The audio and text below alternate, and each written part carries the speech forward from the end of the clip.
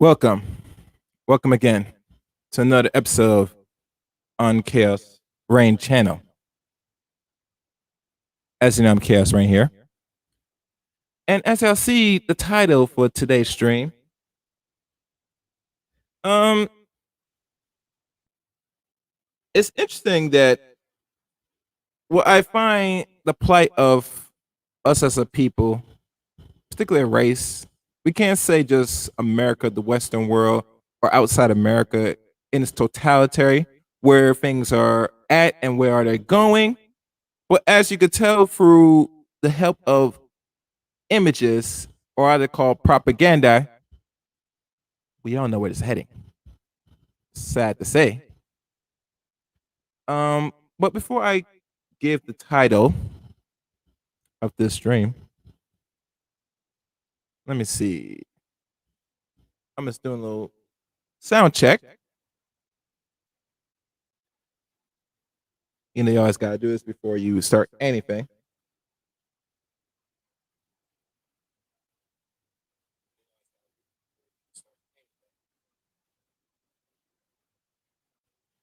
Yep, the sound is working well. So, what is what we like to call Kokobo? I'm glad you asked.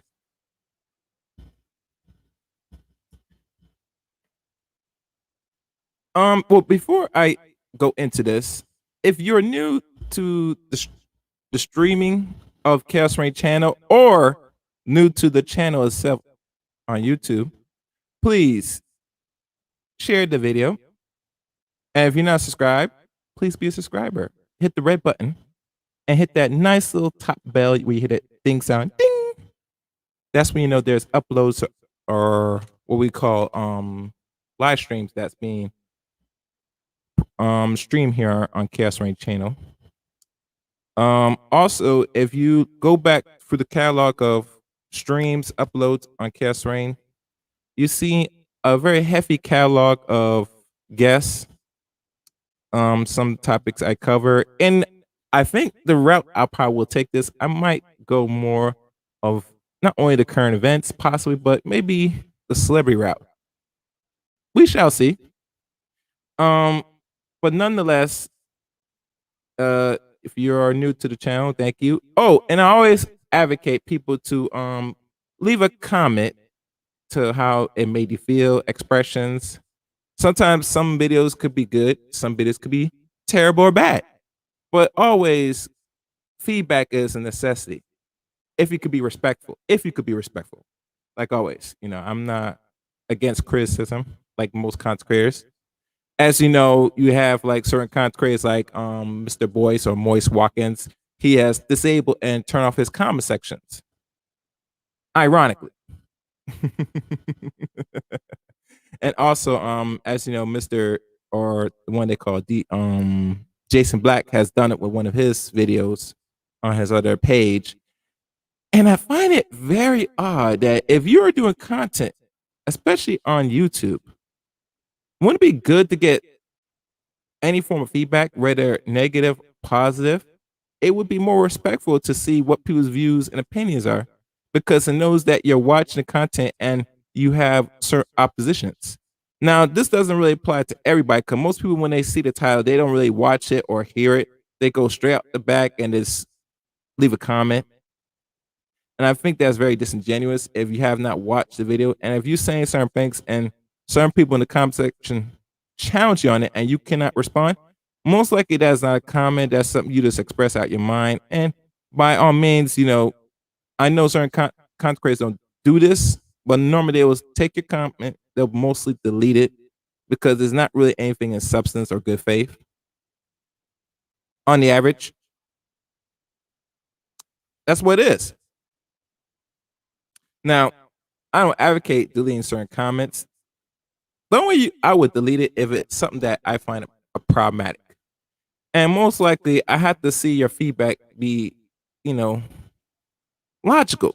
You know, if you give a nice little paragraph on why you don't agree with this, and I mostly 9 tenths of the time will make the time to look over it and see if you're sincere with your comment. I might just go out my way and give a comment back, a response maybe, depending on how you leave the comment. But overall, any feedback is reasonable at this point. Um, I tell people many times, if you are a person, you gotta get out your emotions when you watch a lot of content creators, not only on streaming cast, podcast, Twitch, but also here on YouTube. Because they want to hear from you, and it should be in a cordial, respectful manner as best as possible. If you're gonna be nasty, please be logical with your nastiness and refrain from using any inflammatory words. At least some comments on the average is really designed for the algorithm. They do hell it for review, but you know what I know.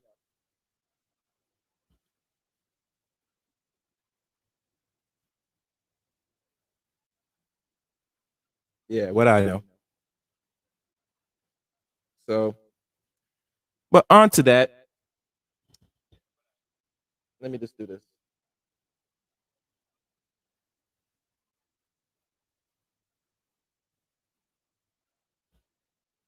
Let's get on with the subject at hand.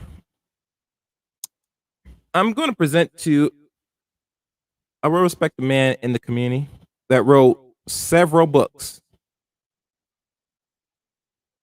a lot of books. And he deals with the old text, some dealing with the Book of the Dead a little bit, um, and really decipher properly the language, the hieroglyphs, etc. And the funny thing with when you look at these books that's written about ancient Egypt and all this stuff,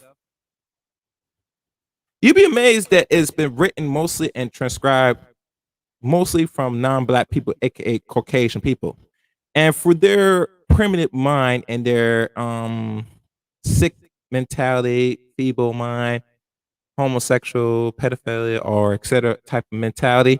When they look at pictures and hieroglyphs, they only decipher from what they look at from their own views, from their own old paintings back in caveman days, etc. And it's fine because you should expect that because you got to understand what you're dealing with a certain group of people that through clear history back then and now has been consistent how they behave, not only towards themselves but others.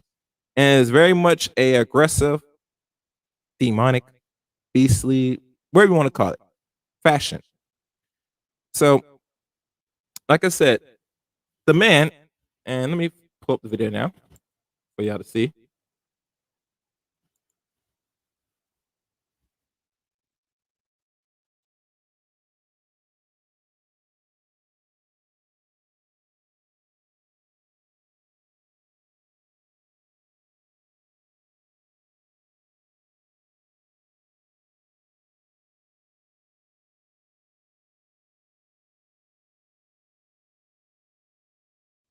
All right.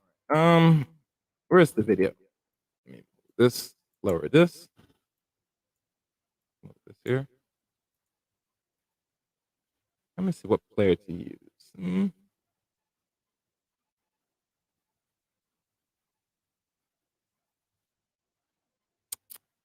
just thinking.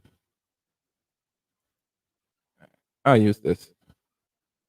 Oh, damn. I did not upgrade this.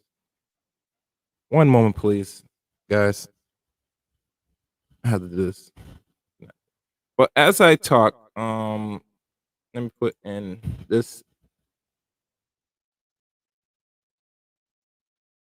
Okay, so your TMO greetings, and I say we thank you everybody for Oh, hold on. Sorry, guys. joining in Sorry, with guys. this Sorry, guys. Hold on. Let me do this. Let me do this. Hold on. Hold on. Hold on. Hold on. Seminar. We just wanted to go. Sorry about that. Okay, hear that? It was just doing some. It was not ready yet. It's doing this thing. I'm gonna explain what I'm playing. So, yeah.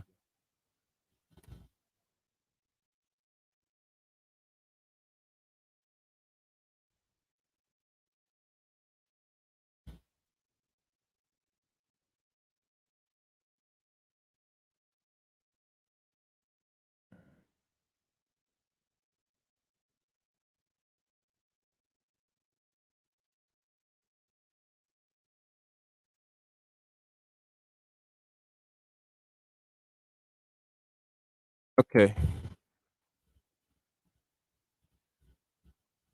Let's take a look, see what's going on. All right, as this thing, oh, good.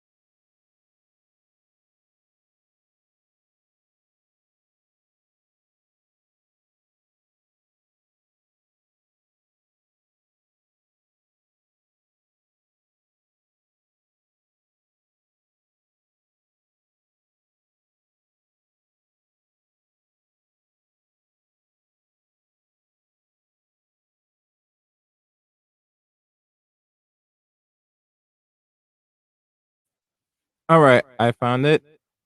Everything's loaded up. So I will share and I will explain to the best of my ability.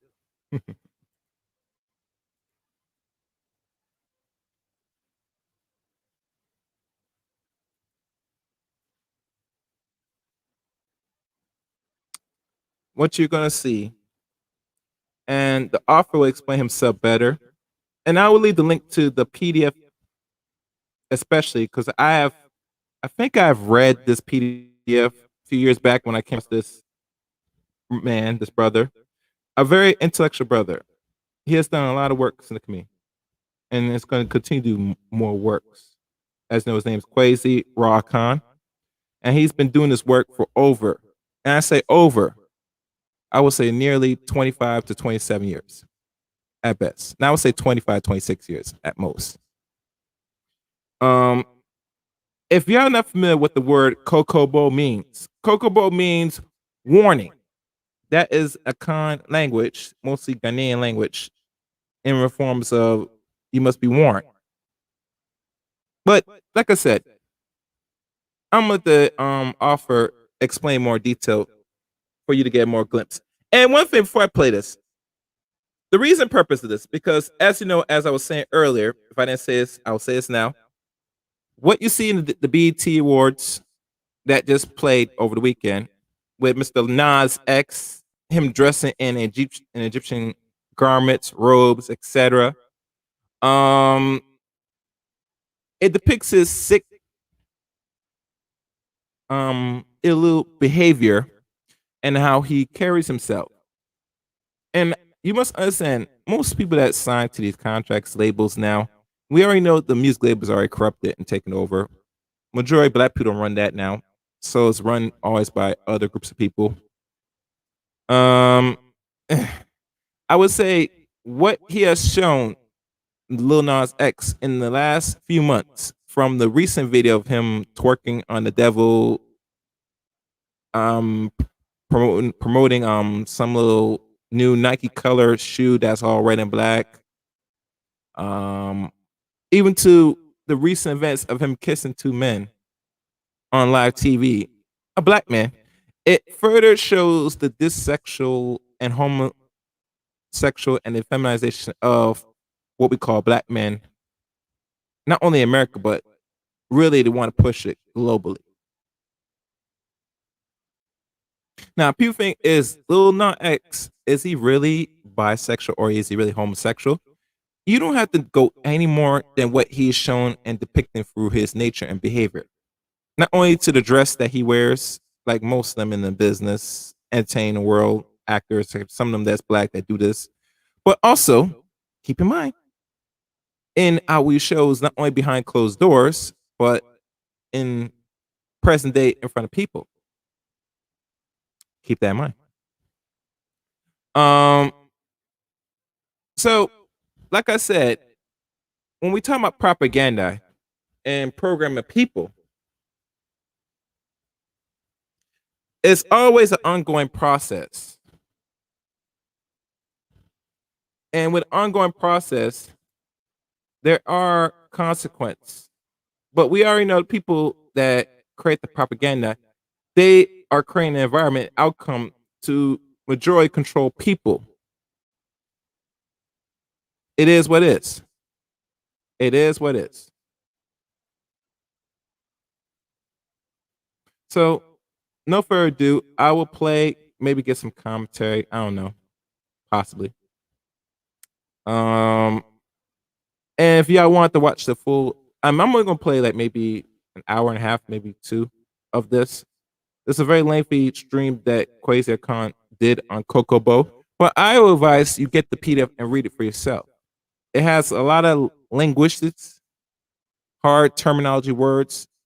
So be mindful when you read it for the first time. You had to get used to the language because he used certain Ghanaian language in a way, because language is key in understanding how people in the content, structure words and how they think. And we all know that most Americans, ADOS, or black people, because we are descendants of the continent Africa, unfortunately, which a lot of black people don't want to admit. We think we're something different. They say we might be Moorish. Some will say we might be Aborigines, and that's cool. But really, true, your lineage really is from this content, unfortunately, and you have to accept it as a black person, man and woman. So, no further ado, I will play the tape, and like always, fair use. So Echiwadie are taboos, meaning things that are literally divine is that which is divinely hated or rejected. We call the whites and their offspring Echiwadie Fo, meaning the group of people. Fo is plural as in a group of people in Akan. Echiwadie Fo are the group of individuals. Fo who are Echiwadie, who are divinely hated, rejected, proscribed by Nyame wa Nyame, or the great mother and great father supreme being. The whites and their offspring were this white Europeans, white Americans, white Hindus, white Arabs, white Asians, white pseudo-Native Americans, white Hispanics, and so forth, non-Black people, incarnated spirits of disorder, and therefore they perpetuate disorder in the world. Fundamentally, they are Eurasians. They came into being in Northern Eurasia after the end of the last ice age and so forth. They began to move into Southern Europe, where Black people were populating throughout the Near East and so-called, further east and so forth in Asia, when Black people had migrated from Africa, into Southern Europe, the Near East, and further east and so forth, and into North Central South America and the Caribbean, thousands of years before the whites and their offspring existed. We migrated around the world, beginning in Africa, in Africa. Tens of thousands of years ago, we populated the entire globe and so forth. The whites and their offspring degenerated into who they are after the last ice age and so forth, and began to migrate after the melting of the ice and so forth into Southern Europe, where we were populating, into North Africa, into the Near East, into, so-called India, parts of Asia and so forth. Hold on one second. We want to. And let me fast forward this. Let me see. Hold on, guys.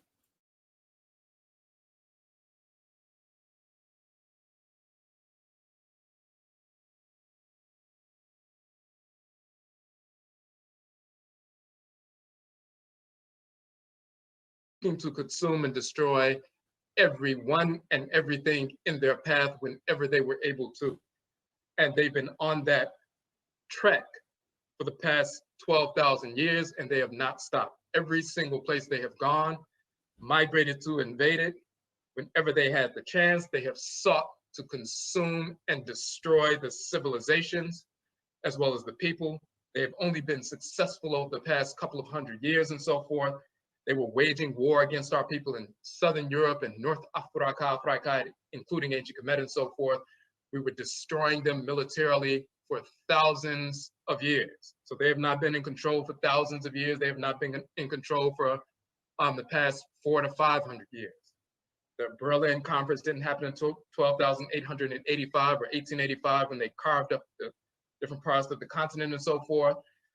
And they colonized at that point in the late so-called 1800s. They had been in West and Central Africa since the early 14 or the late 14 so-called 1400s, but they were not able to take control.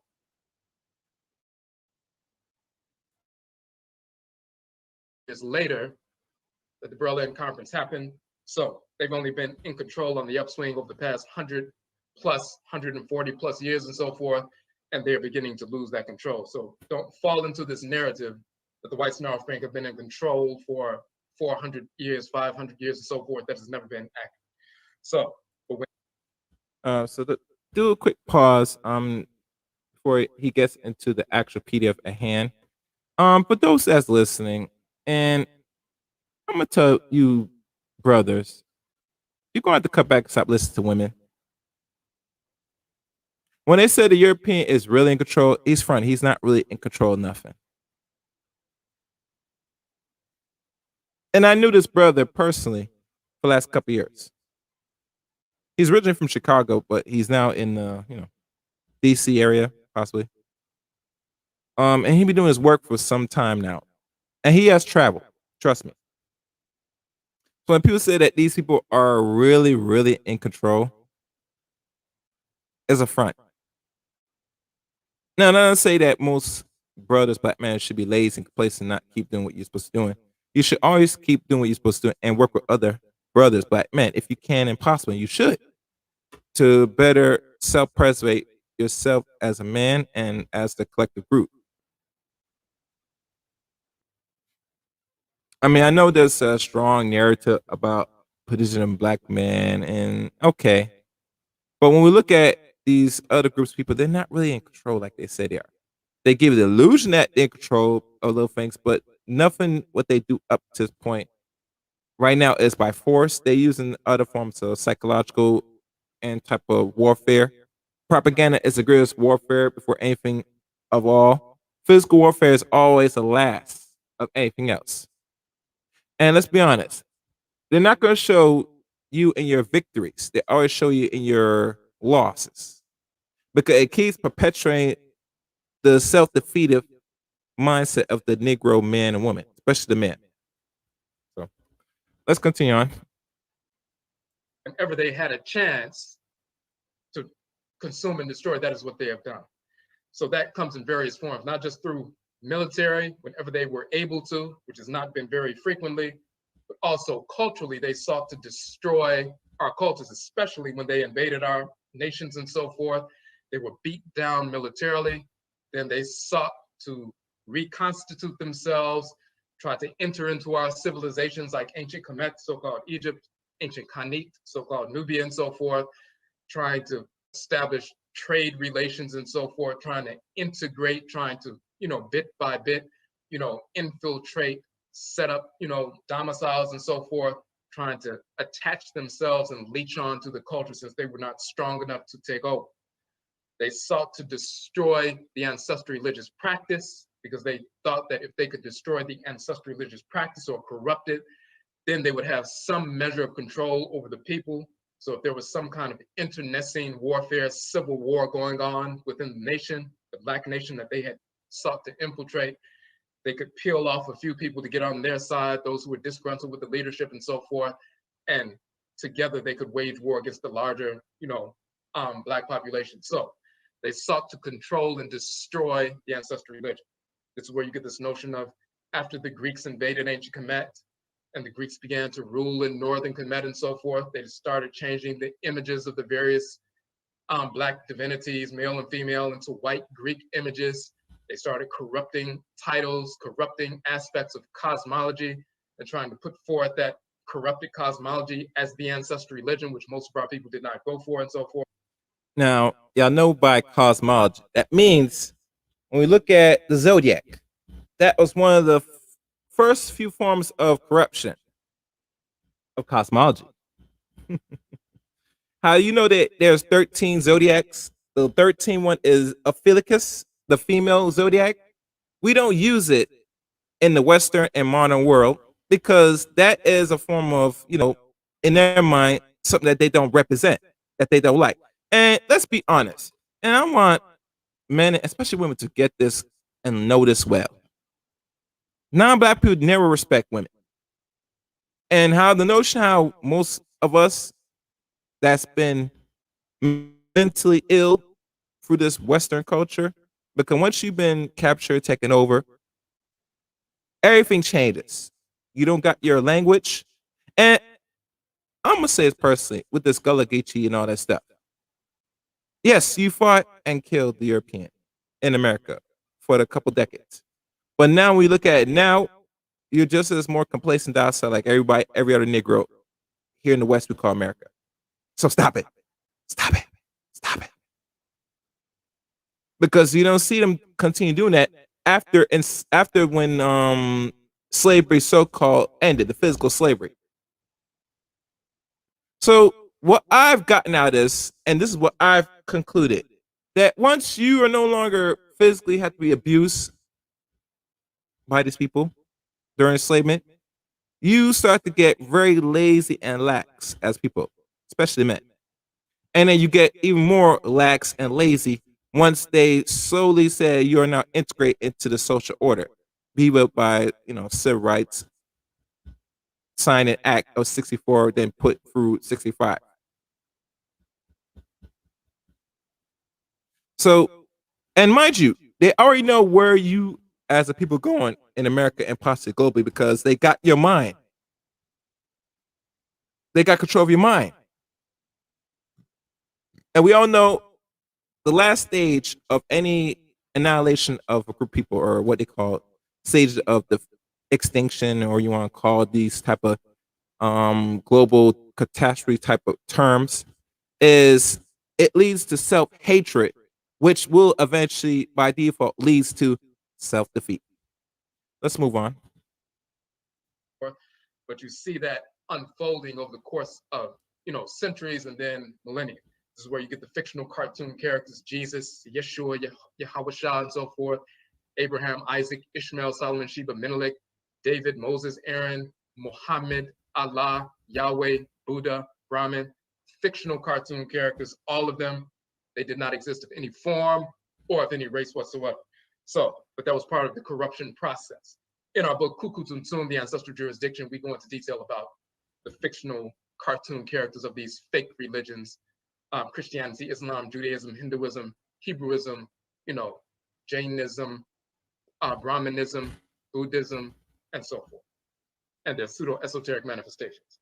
So one of the things with regard to corruption that the whites and their offspring sought to promote and they seek to promote today is this false idea that dissexuality, homosexuality was accepted in ancient Khanid and Kemet. Okay. So let me look at this now.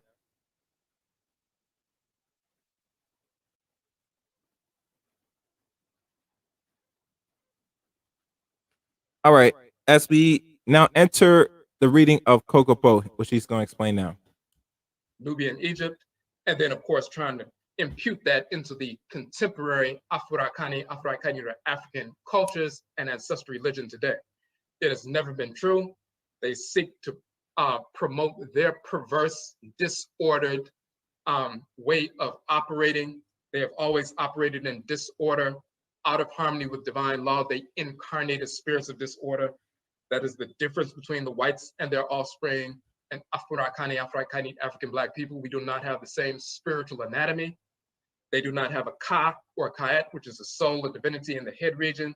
They do not have the Ba or Bayat, which is the Akan term, or the ancient Khanid term for spirit, divine living energy coming from the creator and creatress and so forth. They do not have the same spiritual anatomy, so they are perpetually out of harmony with divine order. They incarnate as spirits of disorder. So they seek to promote that disorder, just like cancerous cells in the body seek to consume and destroy because they are disfigured and out of harmony with all of the other cells. This is why they are cancerous and defined as such. And the response to cancer cells is to isolate them, kill them, and expel them from the body, not seek to integrate them with the healthy cells. So the whites and their offspring, as spirits of disorder, will seek to pervert any aspect of anything they touch or come in contact with. Their nature is that spiritual perversion, sexual deviance is part of that. They've been promoting child molestation, pedophilia, pederasty, dissexuality, homosexuality, rape, and so forth as natural and normal because it's natural and normal for cancerous cells. It's natural and normal for them. It has always been out of harmony with divine order. It's always been divinely rejected by Inyamewa, Inyame, or Amenet, Amen, the great mother and great father, supreme being. And we show that. So when we talk about in this book, and we have these 4 different articles, this is the introduction. The reason. Now, I'm going to probably say this. I talked to a few ladies the other day about this. And some of them got in their feelings. They didn't want to hear it from chaos. And I get it. I understand, sweetie. And to be fair, honest, I'm gonna be real. This is probably gonna be the realest as I'm gonna be. The people right now that uphold and sustain and want and have no pushback of what we want to call dissexuality, homosexuality here in America, especially. And we could say outside Africa, the Caribbean, possibly too. I mean, I probably had to travel more to really get a real clear understanding. I know certain parts of Africa, they very much are strict with it, which is good for them. That only you ladies are beholding this sexuality, homosexuality in this community. And the backlash of all this is look at the boys. Now, if the boys came out on the average with two parents in the household, and we could probably go further, if the father was raising their sons and the sons still come out to be quote unquote dissexual, homosexual, etc., then okay, we could probably really go and ball down that there's probably other aspects what's leading to why it's slowly on the rise and it's creeping amongst the black collective. And we all know from Eurocentric culture, this is their thing. So I expect from them they deal with people that's about the homosexual, sexual as normal behavior because this is their culture, their lifestyle. But when we find amongst our communities that it's not only on the rise, but people are complacent, they're comfortable, they're happy with it, unfortunately. And there are laws put in place now and it hold in the books that you're more protected more than ever, and it's done by design, by policy, etc. Because let's be honest, when we look at people, especially in America, we have roughly over 300 and let's say 35 million Americans. 14% of that is what we call non-white, black, etc.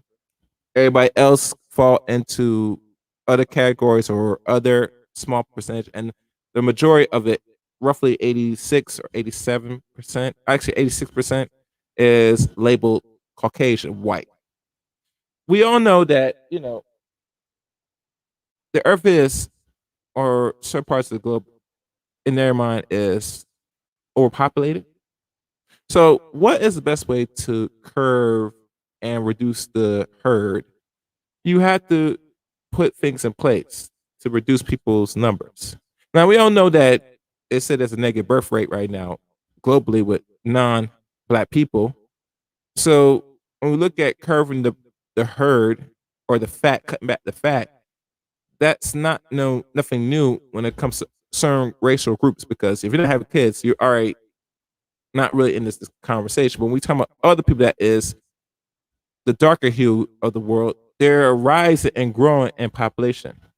Particularly the largest growing right now is in the continent of Africa with roughly 5 or 6 kids per family. So when you look at the number of people that have less than two to someone that has roughly 5.5, 5 or roughly 6, you are replacing. So when one child dies, somebody else is born. Or one person dies, somebody else is born. It's a replacement. Unlike to these people, they're not replacing. So obviously, with homosexuality is like many tools of warfare. It is used to cut back the fat, the herd, or you want to call it. So I just want to give my insight on that. So when you see the black community accepting it, you're engaged in what we call self-suicide and the process of cutting back or cutting the fat. And roughly, men on the average, if their sexuality is intact, don't really sit there advocate and push for other homosexual men. Besides what you have heard or known from other content creators, overall the black male population don't really rock with it. I doubt some of them now might not have friends. And I say I doubt because I don't know. Because I'm out here and my circle overall is not that big, it's small. And normally I don't have friends that's, sexually confused. Now, would I have a female that's sexually confused? I don't know.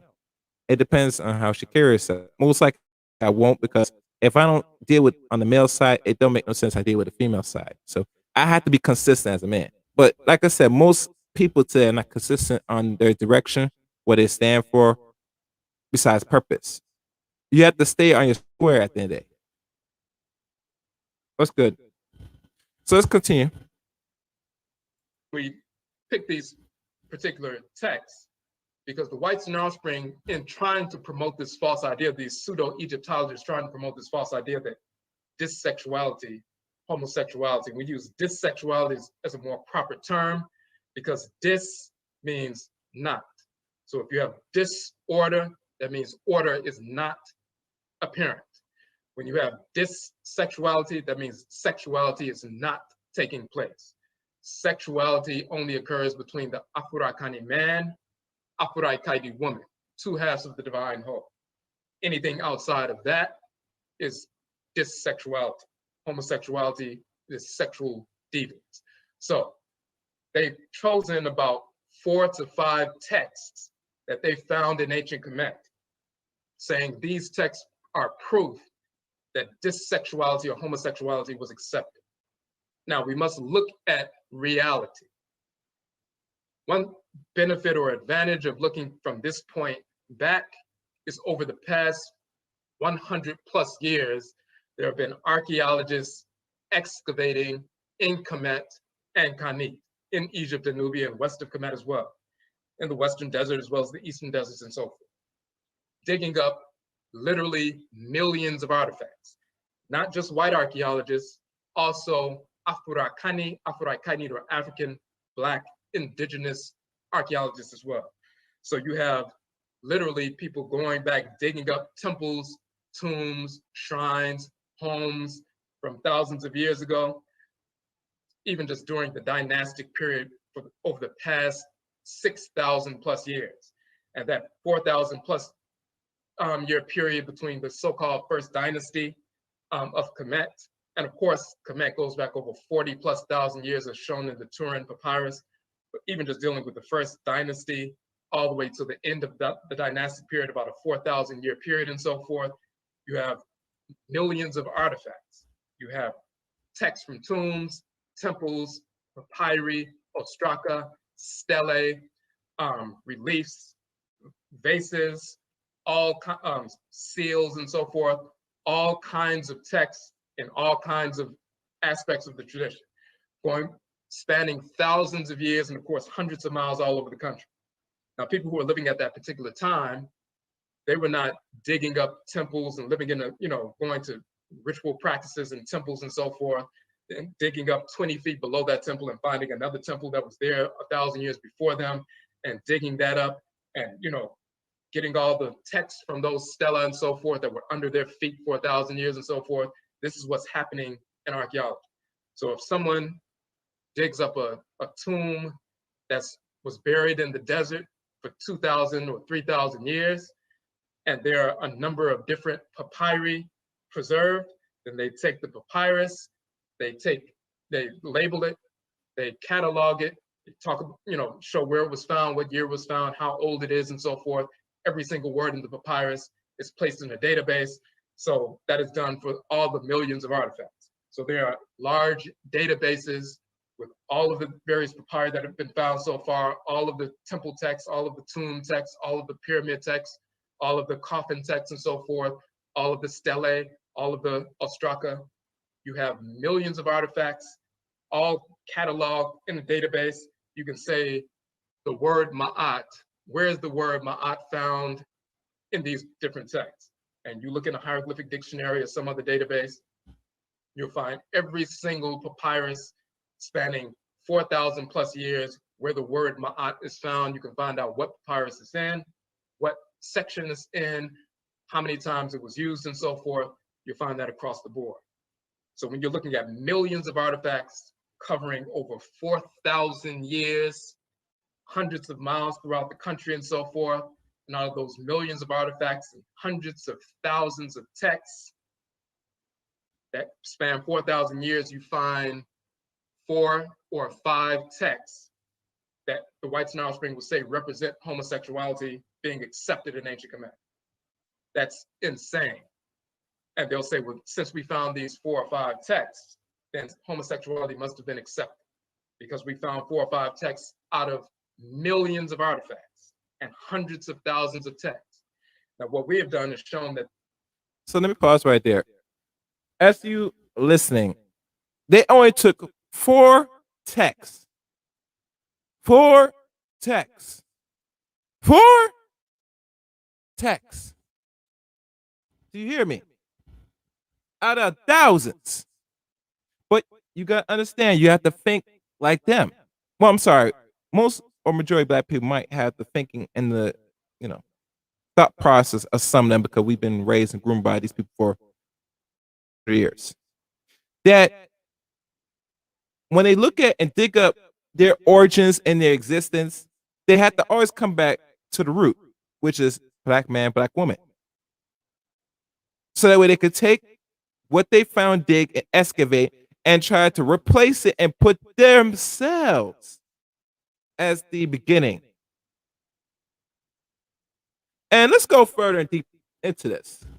If you're not aware now, do you know that they're removing certain information in the history books and texts right now in mostly all public or charter school systems as we speak? And I know people that are aware of it or not are not paying attention. Why are they working now even hard to erase any history of your existence and them? Simple, because it keeps the game going. It keeps this charade, this constant hamster wheel of a circus of your existence and your purpose on this planet, and separate yourself from them. Because if you can't make the separation, you're gonna think that by default that you should be them and that God really did curse you and bless them. So what you're gonna do to reverse your curse? You're gonna integrate. You're gonna procreate with them. You're gonna procreate with them because by procreating, it will wash your evil, dark, melanin hue, and it will cleanse you so that way you could stop getting and experiencing systematic pain and abuse. That's how it works. Because if you don't know your existence, your purpose, and where you need to be and where you need to actually go as a set of people, women and men, because one thing is evident, I've been hearing lately from a lot of podcasts and YouTube circles that we are even creating more of a divide between each other. And trust me, men don't create divides. And the men that do, you could tell and you could already analyze them that they've been completely broken. That I like to call buck broken. So, you know, let's continue on with the tape. These texts that they brought forward as representing the acceptance of this sexuality, homosexuality, are actually not accepting of it at all. As a matter of fact, they repudiate this sexuality, homosexuality. So we show that conclusively. In some instances, they just editorialized on something that they were looking at. They weren't reading the text to, it was nothing in the text that suggested that, but they just looked at the imagery and editorialized about that and said, well, it must be a representation of homosexuality. Then you have a couple of other texts where they mistranslate key sections, sometimes based on ignorance, sometimes based on criminality, because they were seeking to promote an agenda. And when you properly translate the text, you will find that it has never accepted homosexuality. Now, part of that translation piece is we'll take you from ancestral religion, ancestral communication, directly to scholarship. So, for example, we talk about the migrations of our people when the Greeks invaded, Romans invaded, Arabs invaded, and so forth. Some of our people migrated south, some people migrated west. So you'll find genetically that the people of Western, Central, and South Africa have the same genetic markers of the mummies that have been excavated in Kemet. When they've done DNA tests on the mummies like Ramessu III and so forth, they find that that same haplogroup, for example, the E1B1A Y chromosome haplogroup, clusters at its greatest frequency in the western part of the continent of Africa, and then 50 to 75% of Black people in America have the same Y chromosomal haplogroup E1B1A. And you'll find the same thing with the mitochondrial DNA as well. So it shows that the people of West, Central, and South Africa are direct descendants genetically of the people of ancient Kemet. And there have been a number of mummies whose DNA tests have been done and so forth. At first, they tried to hide the information, but there were too many Black geneticists, as well as, those who are just researchers and so forth, who have verified this information. That's on a genetic level. The genetics bear that out. The artifacts and the anthropological data bears that out, including linguistic data. Anthropological data also means religious data as well. So when you look at the Akan people or Yoruba people or Ewe people and Fon people and so forth, and Bakongo people and West and Central Africa, you'll find we're speaking the same language, using the same words with the same definitions as found in the hieroglyphic dictionaries, the Medutu of ancient Kemet, the same deities with the same names, executing the same functions in creation. And then when some of our people were forced from the western part of the continent and central into North America and continued our ancestral religious practices, such as hoodoo, which is the Akan tradition in North America, juju, which is the Yoruba tradition in North America, wanga, which is the Ovambo tradition in North America, voodoo, which is the Ewe tradition, and so forth. We're still using the same Akan and Yoruba and Ewe and Ovambo and Fang words and so forth in North America in these traditions.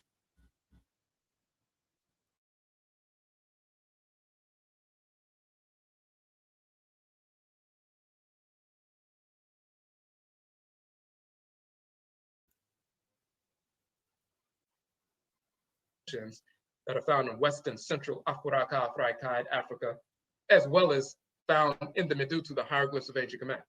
So we can see, as we will show here, so we're going to switch over real quick. And you should be seeing on the screen right now the Akan vocalization, the ancestral language of Kemet. This is one of the documents we published. When our Nsamanfo, our Akan ancestresses and ancestors from our blood circle, and this is one of the reasons why I published this document, because my Akan Nsamanfo, or Akan ancestresses and ancestors, let me know and let us know that the Akan people are directly descended and migrated from ancient Khanit, which is a title of ancient Nubia. Migrated from Khanit, some went north to settle Kemet, and some migrated west, reestablished the Khanit or Khanat Empire, the Ghana Empire, and so forth, a couple of thousand years ago. 1,000 years later, some of them migrated further south in the forest belt where the regions of Republic of Ghana and Ivory Coast are now, and continued our Kana civilization or our Khan civilization. The Khan civilization, the same as Khanat or Khanit, the Nubian civilization and so forth. And some of them were taken from that region, the western part of the continent, into the Western Hemisphere during the enslavement era.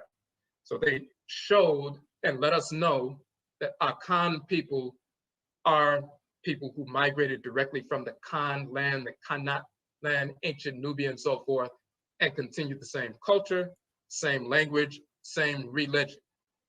So that's what they gave us spiritually. Then they directed us to investigate that and verify that textually. So when we look at the Akan language, if it's true what the Nsamanfo, the ancestresses and ancestors said, then it must be borne out in the text. So we just give a few examples here.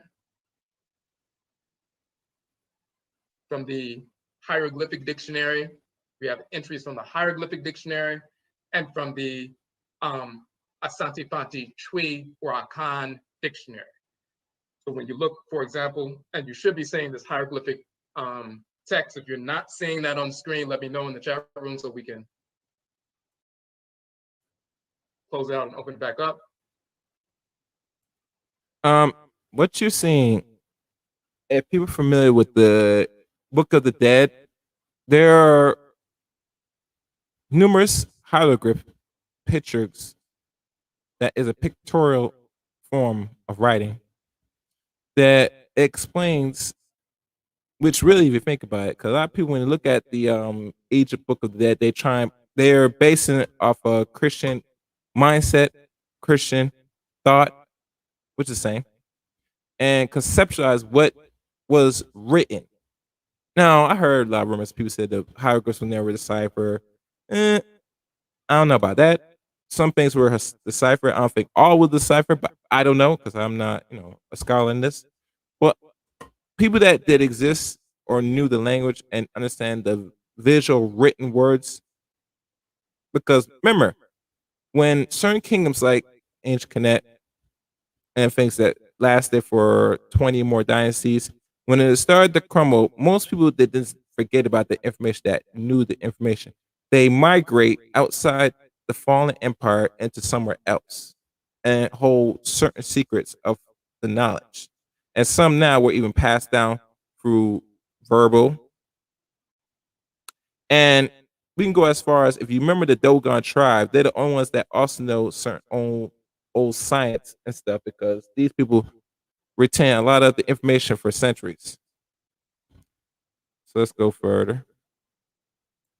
You'll see that this bowl with the lip is the K sound, the K sound. This boat, this horizontal boat, is the S sound. In this particular dictionary, when there were two consonants together, the Egyptologists would use an E as a convention to stick in between two consonants when they were not sure of what the vowel should be. So this is really spelled KS. And it says to chatter foolishly. In the Coptic dialect, which is the late Kemet dialect that came into usage at the end of the dynastic period about 2,000 years ago, you'll see it's pronounced Kas, K-A-C, K-E-C, Kaskes. So instead of Kes, it's Kaskes. To chatter foolishly, to jest. When you look in the Akan language, this is the Akan language dictionary, the tree dictionary, Kasa, to talk much, talk noisily, to chatter.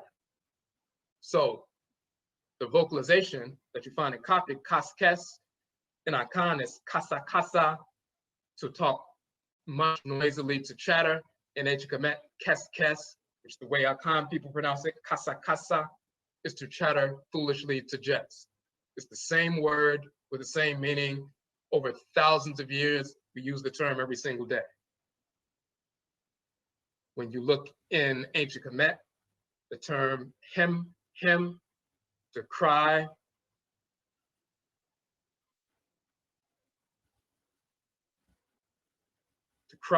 to roar, to bellow, battle cry, and so forth. You look in the Akan language dictionary, hama, boisterous. As an example, the sea rages as when or if agitated by a storm, raging, and so forth. It's a boisterous, raging sound. The sea, when it's rolling and so forth, is roaring, it's crying out, it's bellowing, it's a loud, boisterous sound. Hama. In Ancient Kemet, that's him, but once again, it's really HM. This symbol is the H, the owl facing forward is the M, that's HM, that's shown here in Coptic.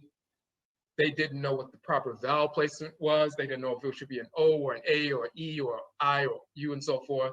So the Egyptologists, their convention is when they didn't know what the vowel placement would be, they would stick an E in between consonants. In the Akan language, the proper vowel placement is A. So it's hama, boisterous, raging, and so forth. That is hima, is really hama, same word. In Ancient Kemet, you have kai. This is the K sound, once again, the bowl with the lip, ka. Then you have the bird here, which is the A sound. These two strokes is the I or E sound, so it's kai. You also have the version K and the bird without the E sound, so it can be kai or just ka without the E sound. Kai or ka, to think out, tell out, to cry out, to repeat, to say. In the Akan language, the term ka, to emit a sound, to utter, speak, say, tell. If you say to say, to tell, to speak, and so forth, the same term in both languages. You have sha, she, or shay, to fix, to appoint, to decide, to destine, to predestinate, to allot, to decree. The HY combo in the Akan language is the shet sound. So here you have HYE is the shet. What does shet mean? To fix, to set up, institute, to set, constitute, appoint, to predestine, predestinate, appoint, or ordain beforehand. Once again, it says ordain, to predestinate, to determine, to allot, to decree, to fix, to appoint. So you have Shay in Ancient Kemet, you have Shay in Akan. And this is just a sample. So we're showing, and we have thousands of examples. Every single root word that you find in the language of Ancient Kemet in a hieroglyphic dictionary Every single one of them exists in the Akan language, same word with the same definition. So these are just examples. You have ART, Ari, or Edi, which means I. You also have AN, N, which is also pronounced Any, the symbol of the eye to turn a glance towards something. In Akan, the Akan language dictionary, you have Eni, the eye or eyes, and also a look. So whether it's N or Eni to turn a glance towards something, or ARI with the rolling R, which is Edi, Edi, not just Eri, but Edi, Edi, the eye. Oh, one thing I forgot to let you know. To let you know, this man has been doing this work, just a reminder, for over 25 years now. So keep that in mind. Also, a look, a looking, look, glance. Any, A-N-I and A-R-T, Edi, and any is the eye, the eyes, or a look. In Kemet, ban, to be evil, to be wicked. Bon, same thing. In Akan, bonne, and there's also a version which is simply bon instead of bonne, but bonne, bad, evil, wicked.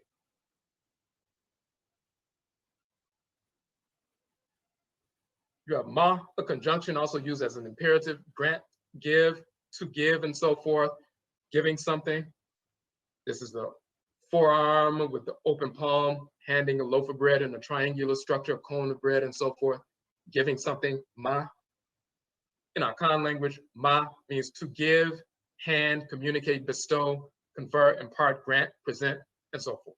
So we can go on and on, but as you can see, it takes you from the ancestral religious practice, ancestral communication, Akan Nsamanfo, Akan ancestresses and ancestors sharing with us.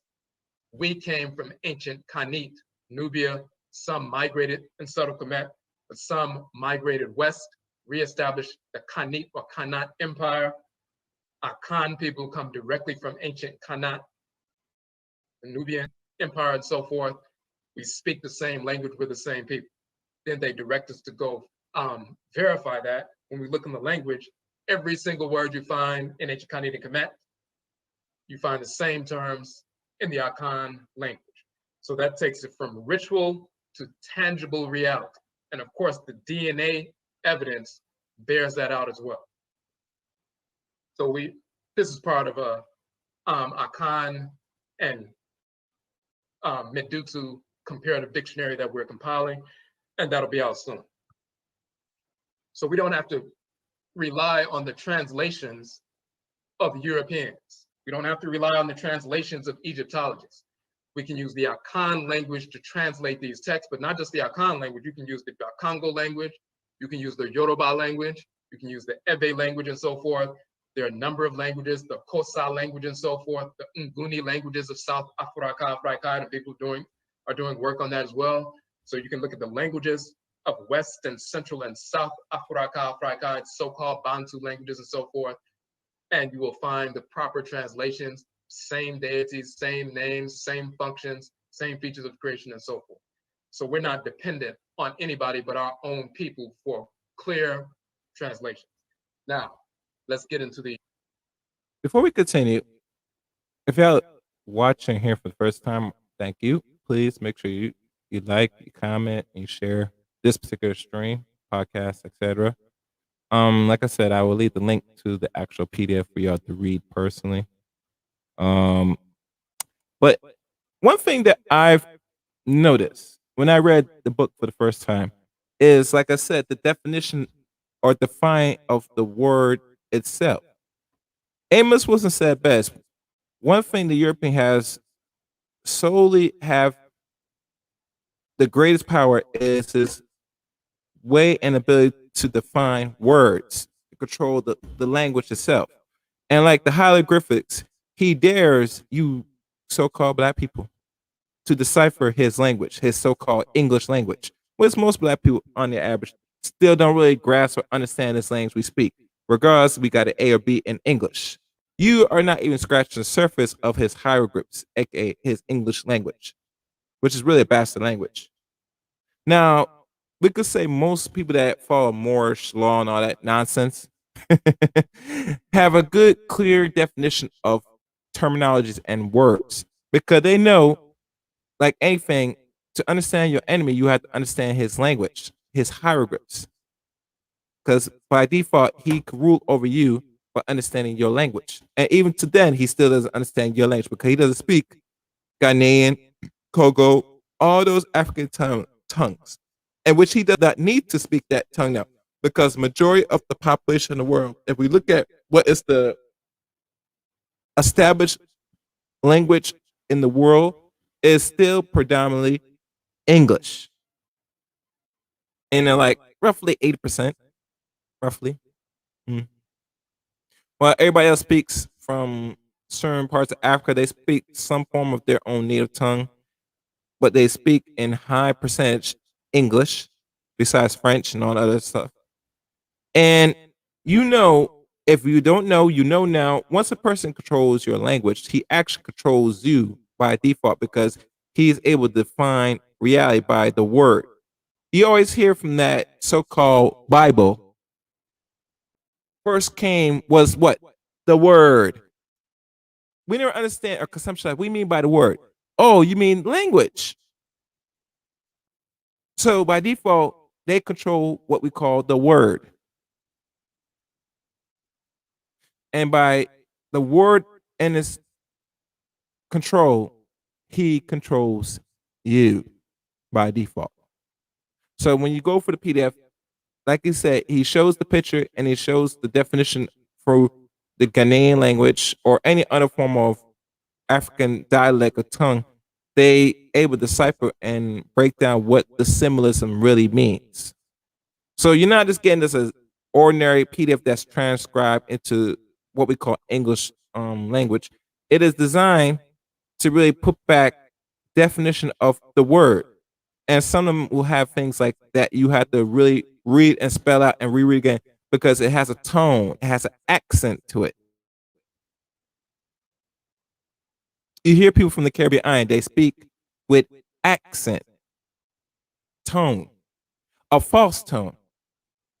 Some people in South America, they speak with an accent as they talk and transcribe in English, but it's not really their language, but is a language by the Europeans slash Spaniards, which they got pretty much from the Moors, last time I checked, but still a language nonetheless. And now, if we look at the world where his position now, that the Asians are next in line. So maybe in the coming decades, if there is still a good portion of the black population, you might have to start speaking in Mandarin, another tone, which the age knows that if I'm going to be positioned in the world, I must control what we call the word. You're going to soon be singing, speaking, go, or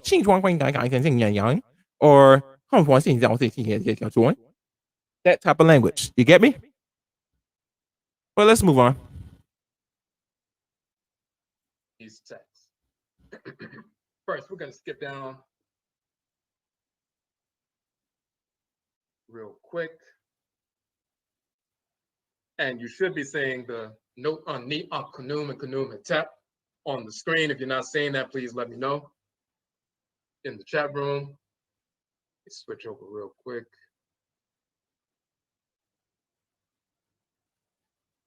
All right. So you see neon kunum and kunum and tap. And they put forth this false idea that they represented the first gay couple in ancient Kemet. Do the texts say that about them in the language of Kemet? Absolutely not. But the whites and their offspring, who are sexual deviants themselves, they put forth this false notion. In reality, Ni Kunum and Kunum Hetep, you see them, this is from their tomb and so forth, after they transition. Also see that their wives and their children are shown in the reliefs in their tomb as well. Neon Kunum and Kunum Hetep were brothers. As a matter of fact, they were identical twins. The term for twins in Kemet, they'll spell it Heter, but Hotre, Hatre, Hater, and so forth, Ater, and so forth. You'll find that Hater means to yoke, join together, to yoke, to unite, to be friends or allies, to be twins, Hater, and so forth. And as you can see, the twisted flax is the H sound. You have the little cone, the loaf of bread in the form of like a bowl upside down and so forth. That is the T sound.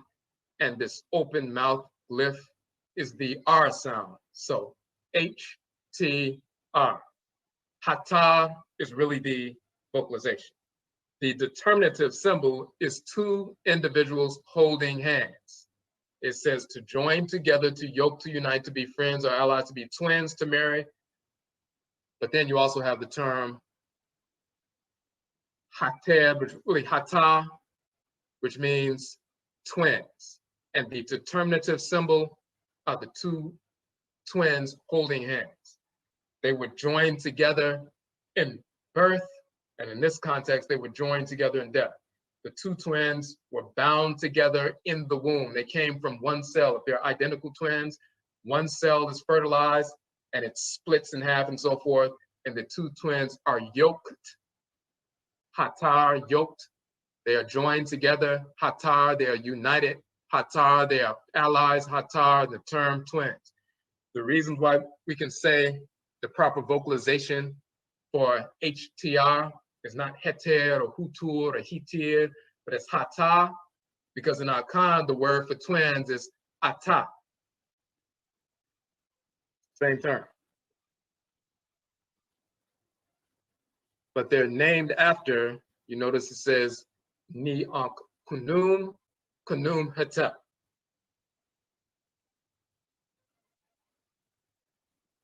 This is the divinity Kunim or Kunum and so forth, the flat-horned ram divinity and so forth.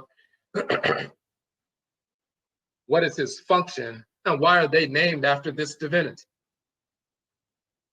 His name is spelled Kunim and he's the great potter divinity. You see him sitting at the potter's wheel, fashioning and forming the Ka, which is the soul of the individual, and the body of the individual. He takes the soul of the individual, the Ka, and the body of the individual, the Kat, and fuses them together. So this is happening within the womb. So he's a spiritual force that fuses together or conjoins together the Ka, the soul, with the body. Once he fuses that together, now you have a whole entity. This is why his name literally means, the literal translation of Kunem. You see the little pot here and the water line and the owl for the M. To unite with, to join together, to reach or attain, associated with. He's the divine conjoiner. The word conjoin is kunim. Kunum, sometimes they say kunum, we say kunim, because in Akan, the word for potter is okukunim or okukunwem. That's potter. So in ancient Kemet, kunim is the potter. In the Akan language, okukunim means is the potter. The one who fuses together forms with his two hands and so forth. So that's the general term for fusing together, conjoining. And then they say, of course, he's the flat-horned ram god, creator of the universe, meaning the fashioner, later forms of the name of the divinity and so forth. He's a creative Nsoro or Neter, one who is the one who fashions the person's soul and body on the divine potter's wheel, conjoins them. Notice that the Ka, the soul, and the body of the individual, the Kat, are shown as identical twins. Kunim is the divine potter, the one who conjoins the body and the soul, but he fuses together the identical entities. He's a patron deity of twins because he's the conjoiner. Now, when you look at Neon Kunum and Kunum Hetep, that's the divinity that governed them as twins. They were conjoined together at birth, They were quote unquote holding hands, embracing one another as twins. That is the symbol that represents twins because they were conjoined together in the womb. And these two died apparently around the same time, so they were conjoined together even in death. So they had a great tomb, laid out for them and so forth. But their wives and children are shown in the tomb as well.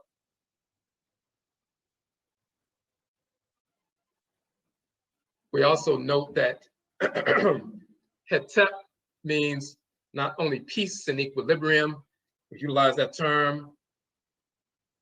And for example, the male divinity of twins in Akan is Abam. He's also called Abam Kofi. The term for twins in Yoruba is Ibeji. That's also the Orisha, dealing with twins, and they're two different a male and female twin divinity. You also have the male twin divinity in Vodou is Ho-Ho. That's the male twin divinity and so forth. So, Khnum-Hetep, people understand that the name Khnum-Hetep, like Ni-An-Khnum and Khnum-Hetep and so forth, Hetep or Hotep means peace, but it also means satisfied, at peace, completed. Balance, equilibrium. When the sun sets, it's the end of the day, it is complete. The sun sets on the horizon and so forth. You'll see that term Hetep means complete, satisfied, at peace, balanced, and so forth. When you have Ni-Ankh Khnum, that's Ankh means life. The living Khnum, the expansive aspect of the energy, and then Khnum-Hetep is the contractor. One expands, that's the one who was first born, and Khnum-Hetep contracts, at peace, completed, that's the second born. That's why one is called Ni-Ankh Khnum, Ankh meaning life or vitality, that's the expansion, like the sunrise. Then Khnum-Hetep is akin to the sunset. One was born first, one was born second. Now there's an entire cosmology around that. We also have in the Akan tradition, the firstborn, when you have twins, when you have Ntafo and so forth, when you have twins. In the Akan tradition amongst the Bono and other Akan people, the twin that comes out first is the younger twin, and the twin that comes out second is the elder. And the same is true in the Yoruba tradition. The twin that comes out first, you send the young person out to go and, survey the terrain and prepare the place for the elder to come. So the firstborn twin is not the oldest one, as you would assume, like in American Western culture. The one that comes out first is the oldest. In our culture, the one that comes out first is the youngest. They're sent out to survey the area, open the way and pave the way for the elder or elders to come through.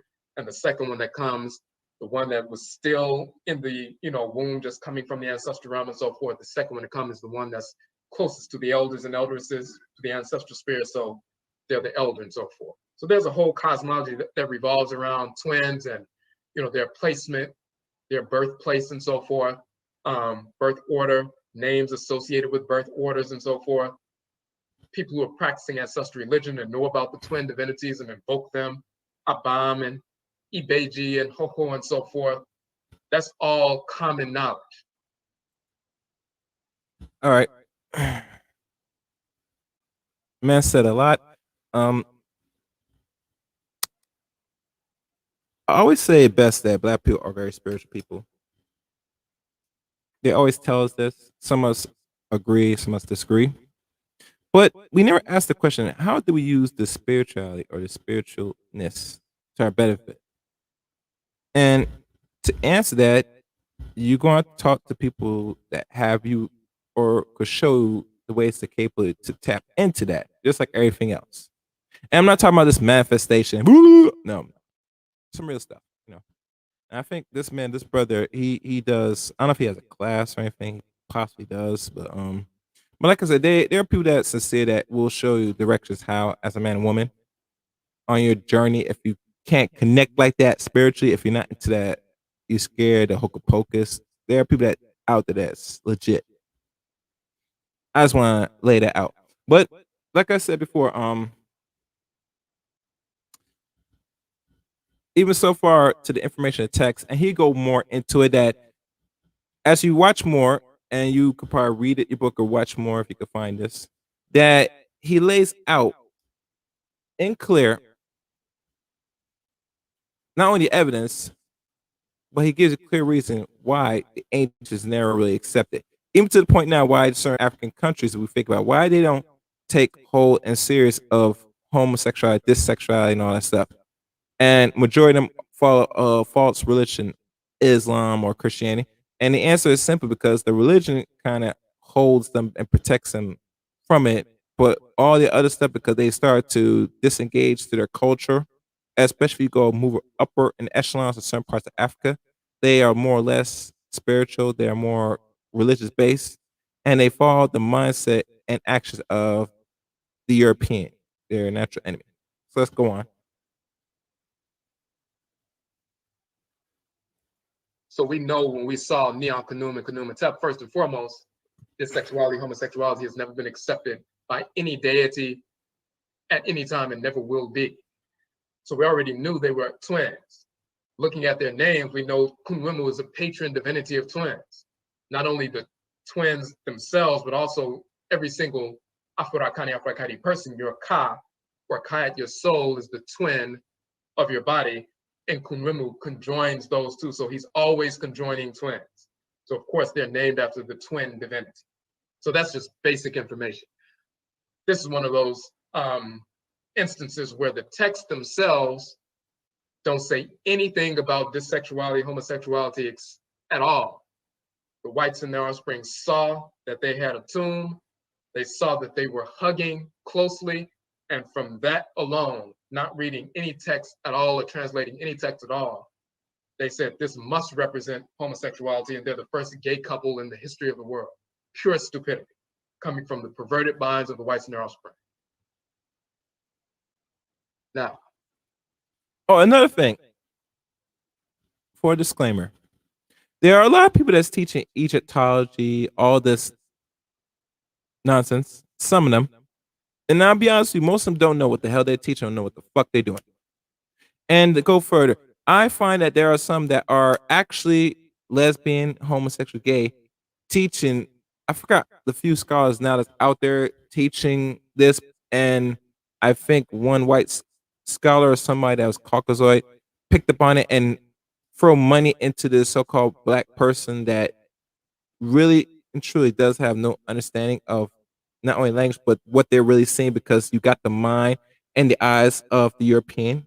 Mind you, we speak the language, we speak English, like George Macon said. We take on all their characters, Norway's folkway actions like them because we are bred and groomed by these people for centuries. So obviously, when it comes to this sexuality, majority of them that are about that this sexual lifestyle will pervert anything because, like always, the misery does love company, and perversion is one of the top forms of misery.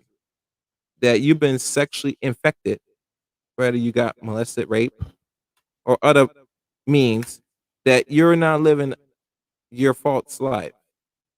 And I want to say this because I remember there was a conversation again. I'm only just gonna give a snippet. How one woman questioned another woman about why she has a problem talking about people that are homosexual, gay, etc. And like me as a man, I have no problem when a man and woman talks about it in their real form, how they don't like it and stuff. I have no problem with that. But to sit there question it like is a big deal. They keep expressing. It lets me know that some of y'all women are closet carpet munchers. I'm the same. I mean, y'all very much bi curious, or y'all just full blown lesbian, whatever you want to call it, to be concerned why people have a certain, I guess, not liking of homosexuality, and even go as far as they have to explain in detail why, you know. And like I said before, most people that don't like or hate it is more than because it's not in them spiritually. Is majority of the time they fall a false religion. And really be honest, the religion actually right now, as it still upholds, really push back on homosexuality. But even that alone is going to soon be all gone as well. Let's go back up. So the first text in this book we call the divine prohibition against dissexuality, homosexuality, and ancient Kemet. Because when we're talking about this subject, and some fools would like to pretend like, we did have homosexual relationships and it was spiritual and part of the priesthood, and priesthood accepted that, pure fraud. It's never been true in any Afro-Afrikaner tradition at all, including the Dagara tradition. So when you hear about Malidoma Some and so forth lying about the culture, that's fraud. There's never been a time that homosexuals or dissexuals were representative of the gatekeepers and so forth. That has never been true. That's 100% lie. Now, if we want to look at the direct evidence, all we have to do is go to the Rudu Pert and Meru misnomer, the Egyptian Book of the Dead, the Book of Coming Forth by Day.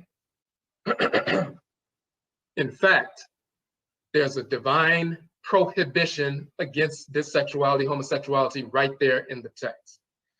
So in chapter 125, plate 31, here we show the papyrus of Ani.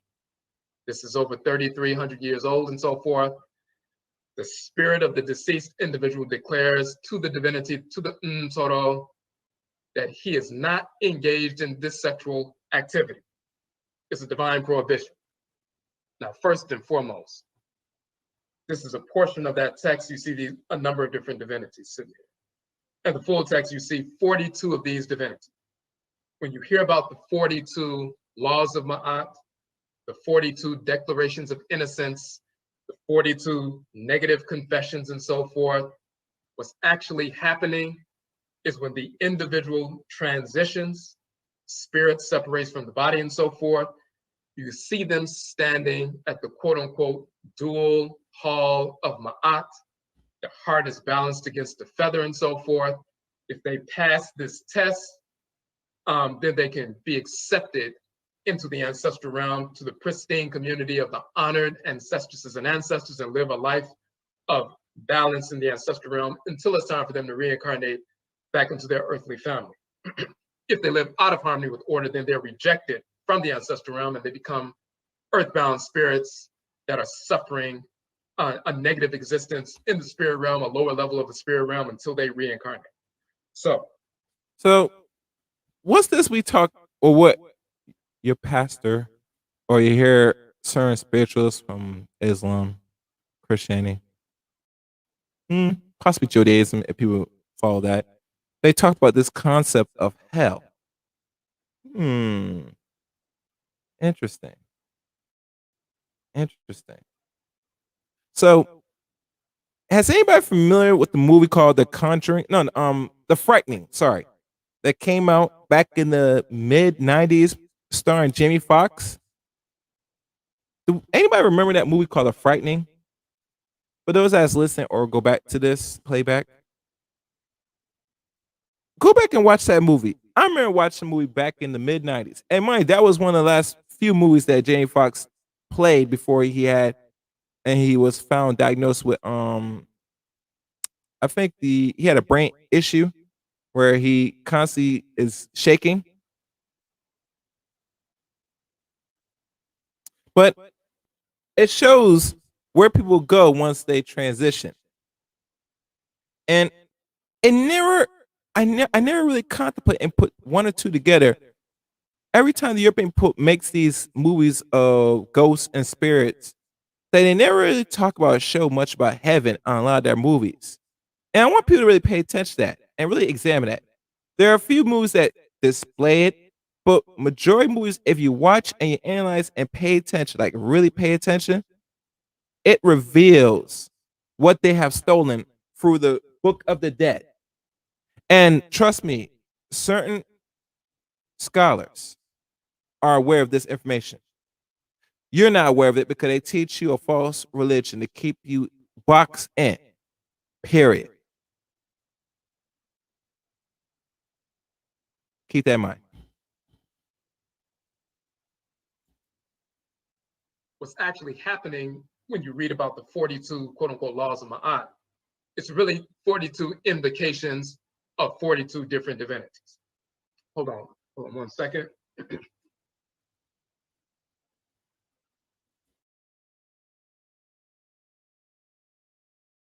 So, in chapter 125 of the Papyrus of Ani, this is where you find that particular text, but you find it in every one of the versions of the Book of Coming Forth by Day, so-called Book of the Day. Now, in each one of these invocations, they invoke the deity by name first. Then when they talk about a declaration of innocence or negative confession, they also talk about they have not violated that aspect of creation that the divinity governs. There are 42 of these divinities, plus the judge, which is Al-Sar, so that makes 43. This is why in ancient Kemet, there were 42 administrative divisions or quote unquote states or quote unquote nomes called Sepatu. 42 administrative divisions plus the capital. Just like in America, there are 50 states plus the capital, the District of Columbia, DC, which is not a state, it's a district. So you have 50 states plus the capital. In ancient Kemet, you had 42 Sepatu or quote unquote nomes, administrative divisions, plus the capital, which makes 43. This is why you have 42, the dual hall of Ma'at, you have 42 deities, 42 Ntoru, 42 divinities. Each one of them govern one of the 42 administrative divisions of Kemet, plus you have the 43rd, which is the capital. In your body, you have 43 sets of nerves, pairs of nerves, that regulate order throughout the entire body. In your body, those 43 divisions are akin to the 42 divisions plus the capital, which makes 43, that govern the entire country. Your 42 sets of nerves regulate the electrical impulses that govern your entire body. So we have a physiological shrine space for each one of these 42 divinities, just like there was a geographical shrine space for them in the country. In other words, they regulate all aspects of society, just like the 43 pairs of nerves regulate all aspects of your communal body. Now, so each one of these invocations to these deities, it's not just a set of 42 commandments. Yes, the 10 commandments were corruptions of 10 of these, declarations and so forth, or invocations. But some people understanding that will simply say, well, there were 42 commandments in ancient Kemet, and the 10 commandments came from that. But they weren't reading the text. These are not just 42 commandments. These are 42 ritual invocations, meaning you go before this divinity, the shrine of the divinity, and you invoke this divinity. Anybody who practices ancestral religion understands exactly what's going on. If you come into the house of a person who's a Khan in North America, practices the hoodoo tradition and so forth, the first thing you do when you come to the house after removing your shoes is you salute the shrines of the Nananoman Samanfo, the spiritually cultivated ancestresses and ancestors, the shrine of them, and then the shrine or shrines of the Abosom, the divinities, the deities that they have in their home. The same thing if you go to the home of someone who practices the Yoruba tradition, you will salute their Ojubo, their shrine to their Egungun, their spiritually cultivated ancestresses and ancestors, but you will also salute the shrine of the Orisha. If they have Eshu at the door, or Ogun or Shosi at the door, the warriors and so forth, you will salute those Orisha first, and then you will go to the shrine of the Egungun and so forth. And if they have another shrine of their Orisha or something like that, then you will salute the shrine of that Orisha, and then you'll sit down and talk and eat and do whatever you normally do. But first, you will salute the shrine of the divinity. When you get up in the morning, you salute the shrine of the Nananoman Samafo. You salute them at their shrine. Salute the shrine of the Abosom. Go to the divinity of that shrine and so forth. If you're in the Akan tradition, you invoke the divinity that governs your Kra and so forth, your Krawa, the divinity in the head. If you have a shrine for another Abosom, you would go to that every day, every morning before you start anything else. Once you purify yourself, you go salute the shrines of the divinities, invoke them, evoke the Insamafo, and then you go about your day. So we do that every single day. These 42 divinities, we invoke them every single day. So when we transition, we do that one more time, one last time. We did it all throughout our lives, but then when it's time to, transition and our heart is being weighed against the feather, we go before each one of these individual divinities individually, separately and so forth, invoke the divinity, and this is what we're doing. So what the text says is each invocation is very simple, but there's a ritual process going on. Now, we say in order to live in harmony and perpetuity after death in the ancestral realm, as well as during life in the physical realm, the African Black individual must ritually invoke the 42 two gods, goddesses who are judges of Ma'at, divine law, in order to harmonize with the energy of the the divinities, the spirit forces of creation who are the embodiments of divine order in creation. Their energy is invoked. Once the energy is invoked, when you invoke them, meaning calling them ritually by name through ritual prayer, once the energy is invoked, then it can be internalized, infused, and replenished within the individual. On a mundane level, a child crying out, an infant crying out, sending out sound vibrations that stimulates the eardrums of the mother, she responds, then she gives the child, the breast and so forth, and then the milk flows and so forth. So he calls out, evokes her and so forth, she responds and dispenses nutrients to him. We send out sound vibrations and invoke the abosom, the divinities, provoke their energy, and their response is a release or a dispensation of energy that is showered upon us, and then we can internalize that. So we invoke them ritually, pouring libation, ritual song, ritual dance, ritual prayer, ritual chant, different forms of ritual invocation, but in this context of ritual prayer, sound vibrations being projected.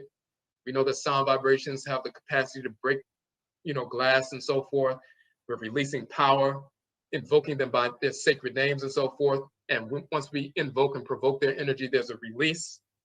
Now we can internalize that energy they dispense to us and be replenished by it. So once the energy is invoked or called, it can be internalized, infused, and replenished within the individual.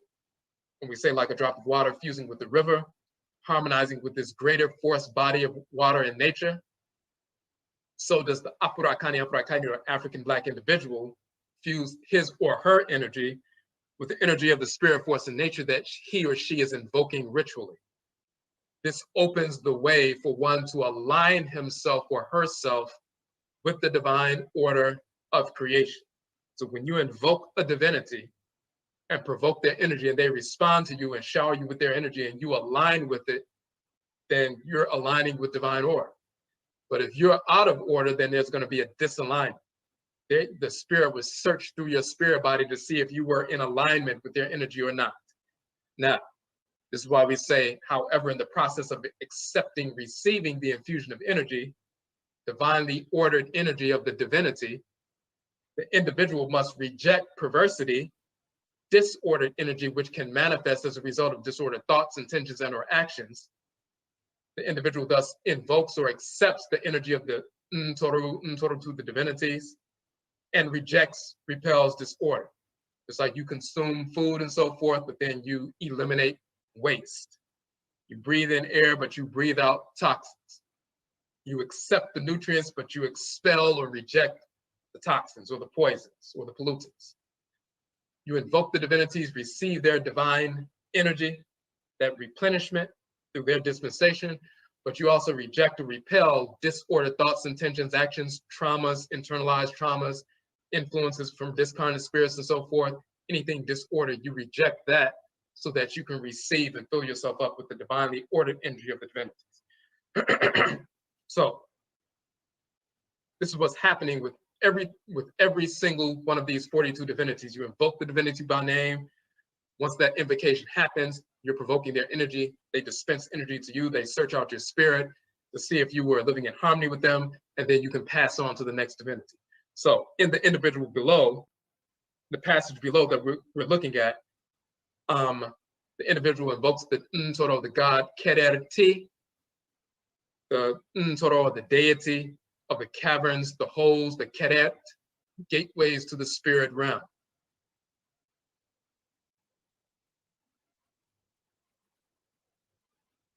And so it says, he who comes forth from Amentet, the land of the west, the ancestral realm. The individual invokes or calls forth and accepts and receives the energy of the divinity. He also rejects, repels thoughts, intentions, and actions that are repulsive to the Ntoro or the deity, and thus the divine order of creation. He states that he has not copulated or penetrated, entered the whole cavern, Keret, of a copulator or penetrator. The only cavern, Keret, that a male should enter during copulation is that of the female whose cavern, which is Kaet, the vagina, is also associated in ancient Kemet with the opening, the hole, the Keret of the Duat, the ancestral realm, whose gate is Amentet, the land of the west. So what the text says is, Ah Kererti. So when he goes before this divinity,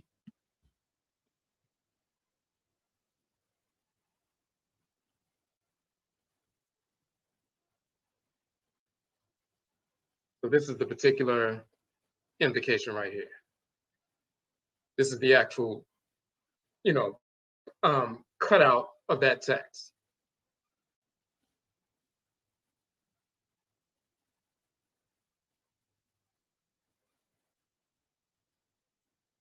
This is the one right here. That's the cutout.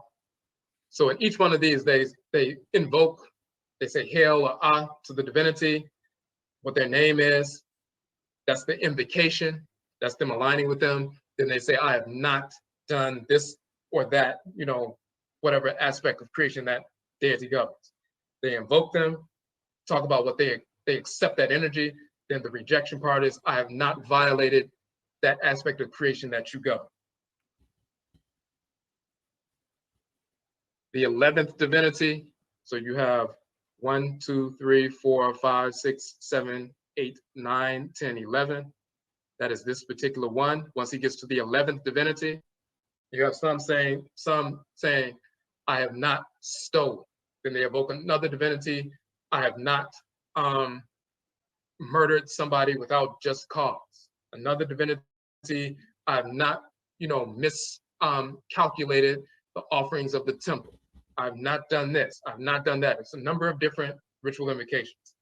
Number 11, the divinity Kererti, the one that governs the Keret, the caverns, the sacred openings or holes and so forth, the gateways to the spirit realm and so forth. The text says, he says, Ah Kererti, that's a ritual invocation. This is the Ah, he has his hand up, he's calling on the divinity. The mound here and the two R's is Keret, then the T and the I, Ah Kererti. Per im Amentet, the one who comes forth. You see the two legs walking, Per, the one who comes forth from Amentet, the one who comes forth from the land of the west, the land of the setting sun, the gateway to the ancestral realm. Then you have the two arms and two hands in this fashion with the two arms like that, saying not or on, not. Then it says I, the person is pointing at their chest, nuck, nuck. If you get a close-up of that, you have the erect phallus.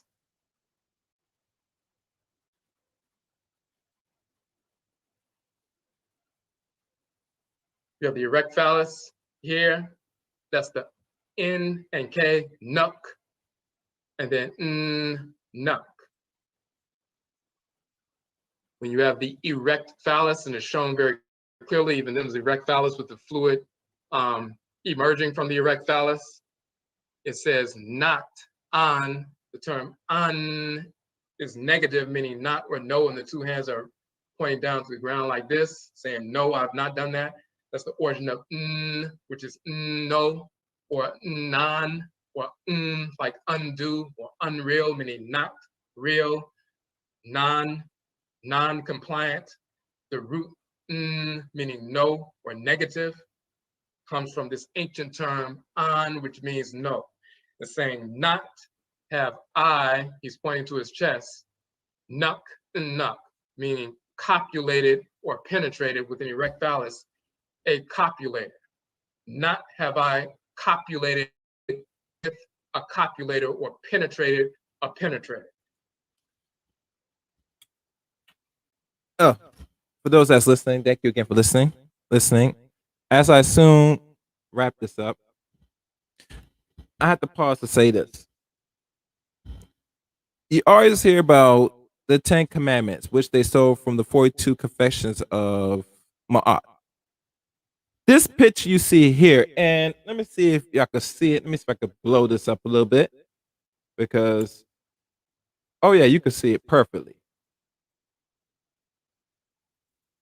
It's showing here, from what I'm looking, if you engage in homosexuality. Now, will this apply for people that were sexually molested and raped? Not really. And let me tell you why. Because it says here, if you have not. Now, if somebody did that to you,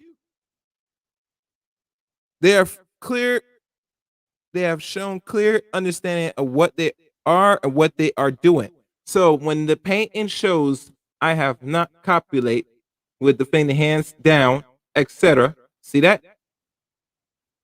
Is depictions showing that you have not engaged in a form of what we call dissexuality. And mind you, because I know a lot of black people are spirit, and they think that they are going to quote unquote heaven.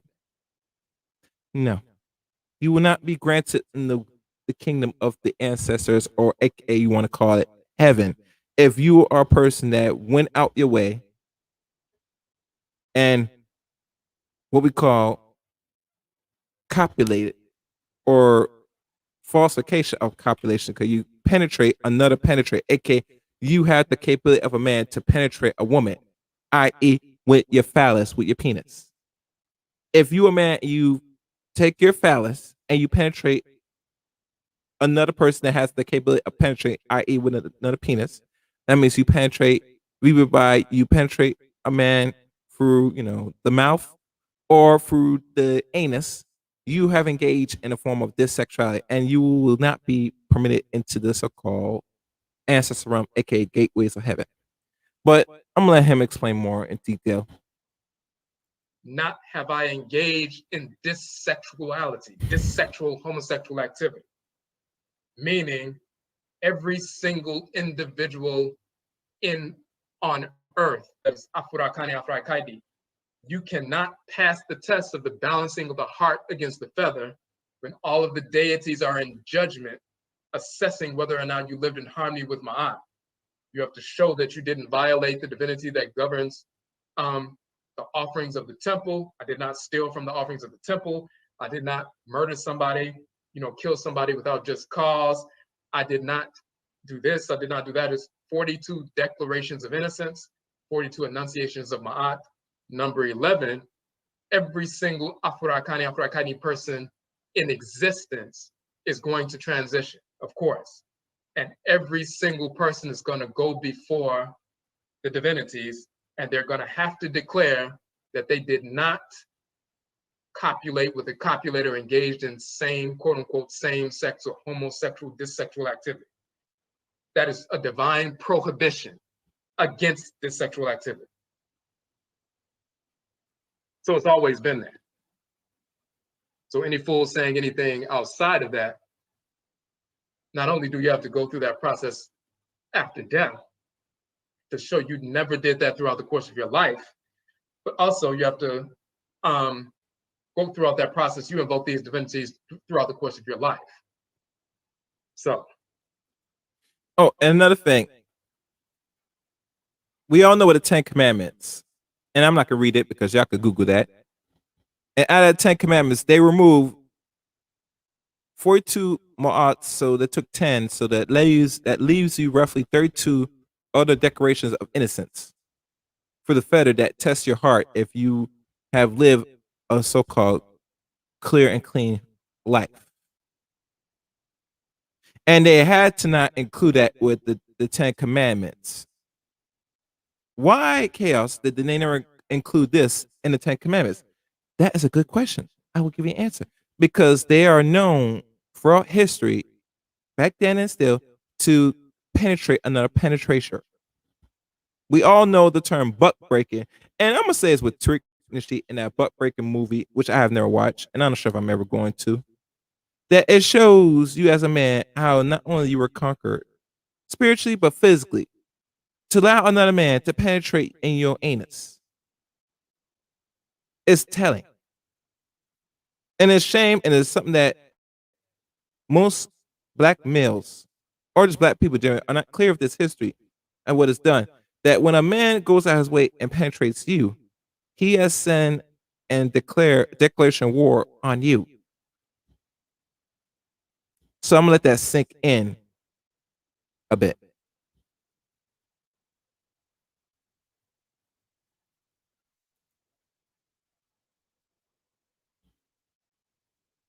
Now that's that particular portion. So that's a clear.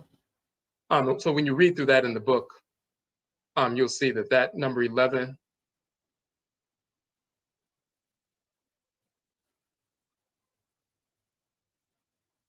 and that is on page 4 of the book. That's the particular divine prohibition against dissexuality, homosexuality. Now, there's also a question of it. Some people ask the question, well, when you're going through these, in fact, let's just show it real quick.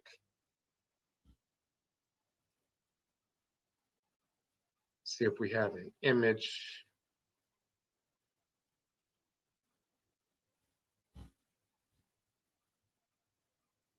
And of course, if you have any questions in the chat room, you can post them in the chat room. We want to go through. There's one particular image I just want to pull up.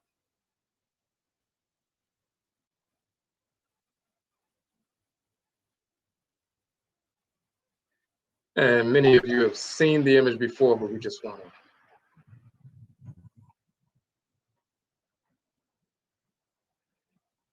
In this particular article, we were talking about the dual hall of Ma'at. This is the rest of that half of the papyrus that we were showing with the 42 divinities all sitting there. And then Osiris, the judge.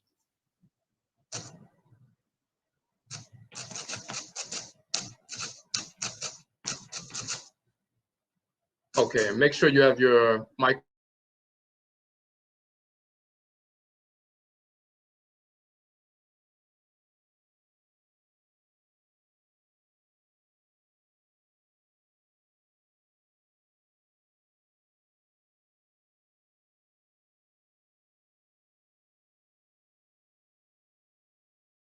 In this particular text, in this particular article, we were showing that physiologically, the dual hall of Ma'at, the vestibular system within the inner ear, on both sides, is the balancing system. So the two ear canals leading to the vestibular system.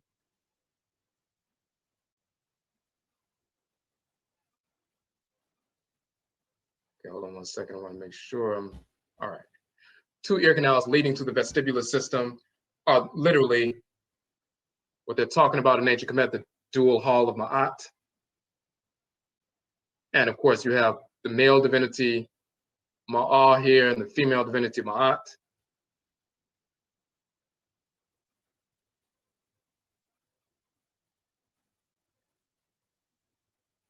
But you see the heart of the individual being balanced against Ma'at. Sometimes they simply have the feather of Ma'at. Sometimes they have an image of Ma'at sitting in the pan. So you have to balance your heart against the feather and so forth. Now, let me show one more image. That's the same image there.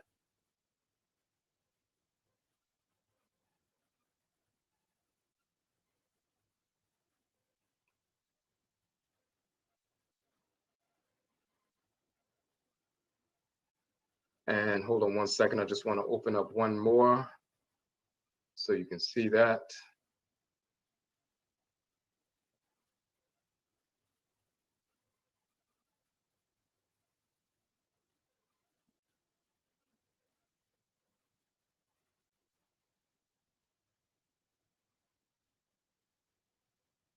Okay, so in our book, one of the other 31 books on Tahuti, as Sankofa Fa and Ifa, showing that he's the same divinity in Akan and Yoruba and ancient Kemet, the divinity of divine wisdom.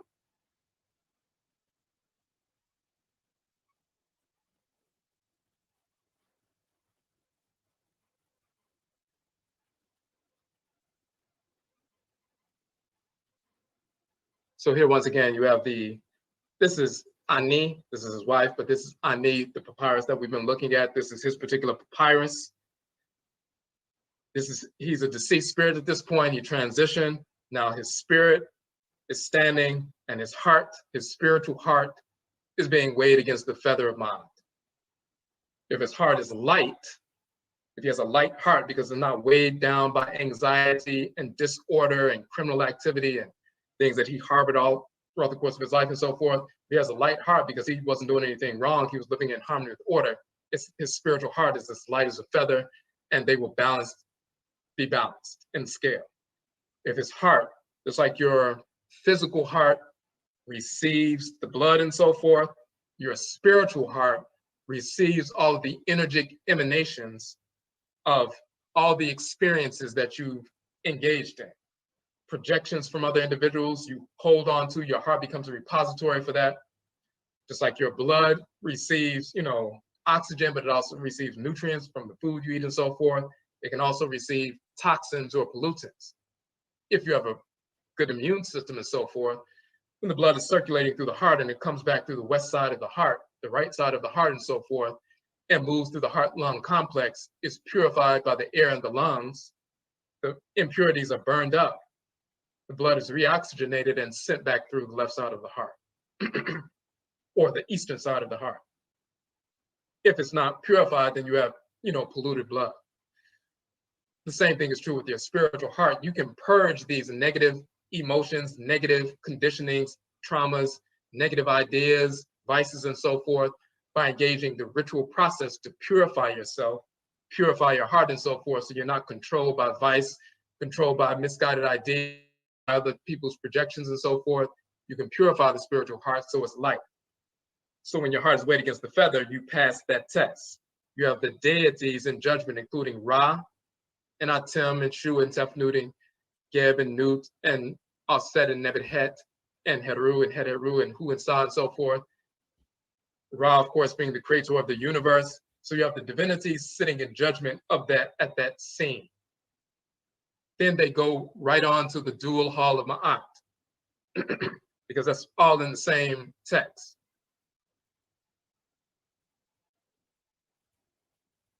You go amongst these 42 assessors, and you have to show the various aspects of creation you did not violate, including, they didn't have to include Kererti, the one who governs the sacred holes or caverns or gateways to the ancestral realm. The womb of the woman is the gateway to the ancestral realm. That's one gateway. Of course, ancestral spirits come back through her womb as, children being born back into the world, but that's a cavern. Your mouth is a cavern. You swallow food and it goes into your underworld and so forth. Your ears are caverns or holes and so forth. Then you also have the anus is a hole and so forth. So these are kereti, holes or caverns in the physical body. You also have that representation on earth. And just to show that, you see the goddess Nut. She swallows the Aten, the Atenit, the sun in the west, but she gives birth to the sun in the east. This is her body, which is the atmosphere surrounding the planet. You see the stars inside of her body and so forth, but she's the great mother atmosphere surrounding the planet. She gives birth to the sun in the morning and she swallows the sun in the evening. It comes out of her cavern, her kereti, quote unquote hole or cavern, but then it goes into the mouth and so forth, that other cavern at sunset. And the sun sets and goes deep into the earth and disappears. It's swallowed up and so forth. moves within the body of the earth, and then is born once again in the eastern horizon at sunrise.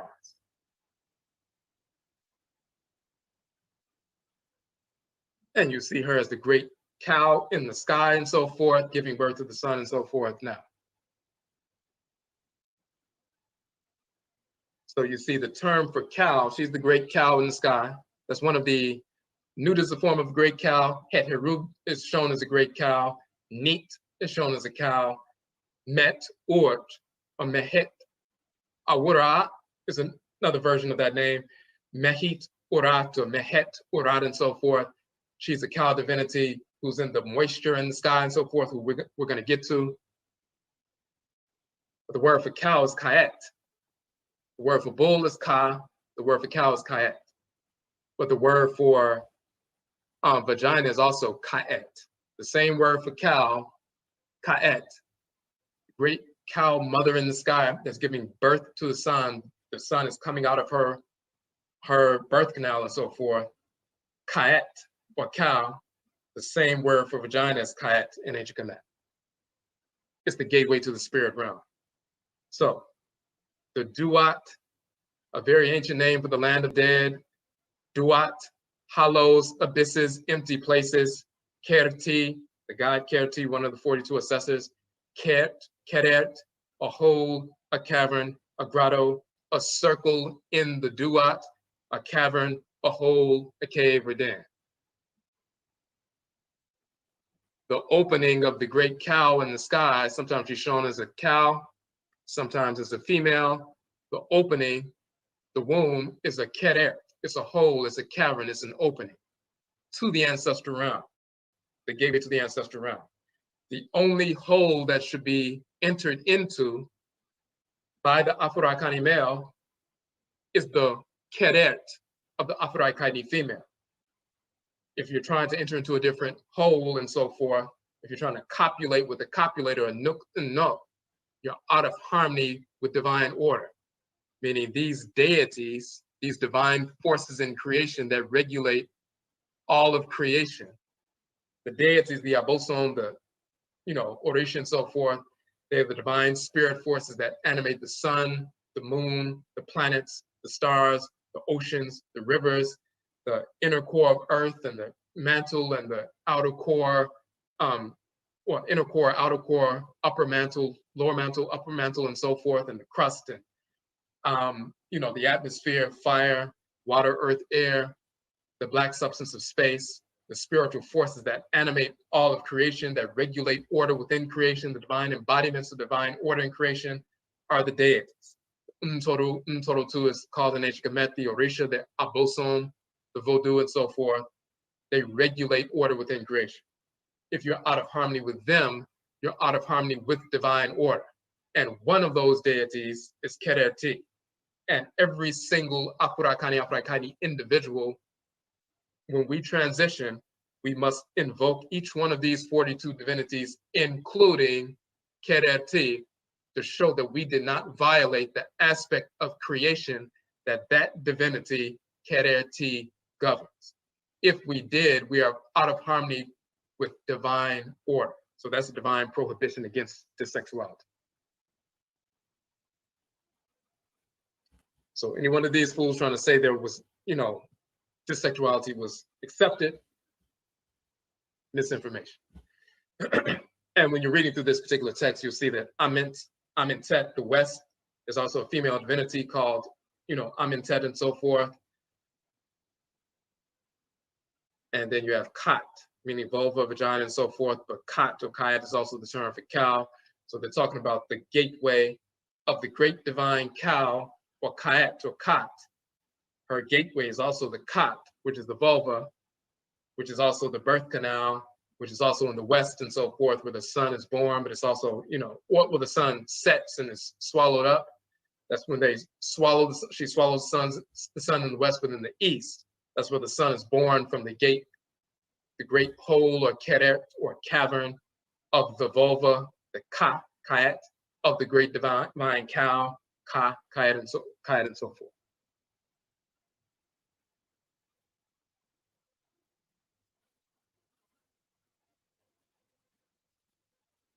And this, by the way, is another representation of Khnum-Hotep and Neon-Khnum with their children and so forth in the same tomb. And this one, they're separated and so forth. So now there was one other piece with regard to that. If you see these particular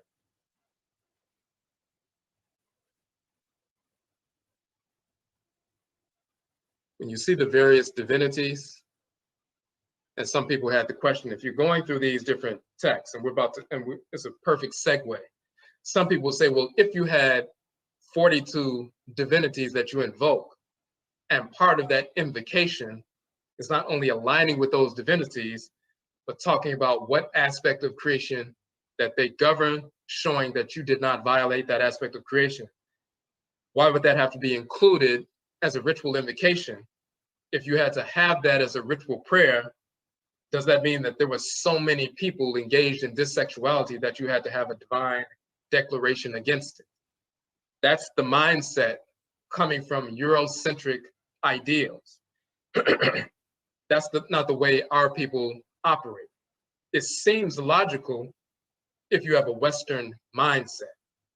Well, if they had all these quote unquote 42 laws, and there's really 42 deities. So when people say 42 laws of command or 42 commandments, they're misrepresenting the fact that there are really 42 deities that you must invoke and communicate with. But when they're thinking like that, they'll say, well, if you have 42 laws, 42 declarations that you had to make before 42 deities, and one of them was you have to declare that you never engaged in homosexuality, dissexuality, then it must have been so many people engaging in that you had to have a law against it. That's pure stupidity. Now, if you're thinking from an ancestral religious perspective, this is what takes place. The forces in nature do not accept dissexuality. They don't accept child molestation. They don't accept rape. They don't accept, killing without a just cause. Killing with a just cause is in harmony with divine order. Killing your enemy is in harmony with divine order. Murdering somebody for no reason, one of your brothers or sisters, is not in harmony with divine order. So that's taboo as well. That's Echiwadi as well. So we already know what's in harmony with divine order and what is not.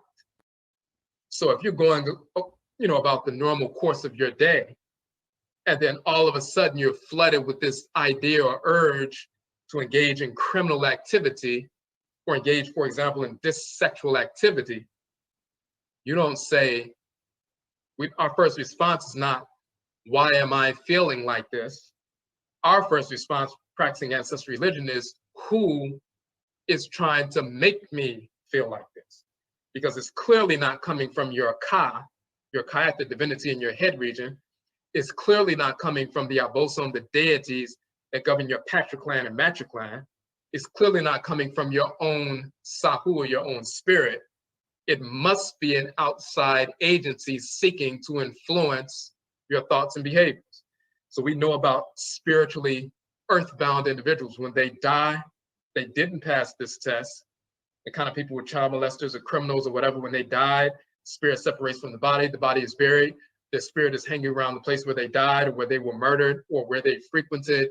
So their spirit can be hanging by a bridge or hanging out by a certain building or hanging out in a certain area where they died and so forth. And when people come into that area or move into that house where they died, that spirit is still moving around trying to influence those who are vulnerable or receptive and not paying attention. So if they were a child molester when they were alive and they transition, they're an earthbound, child molesting, perverse spirit when they transition.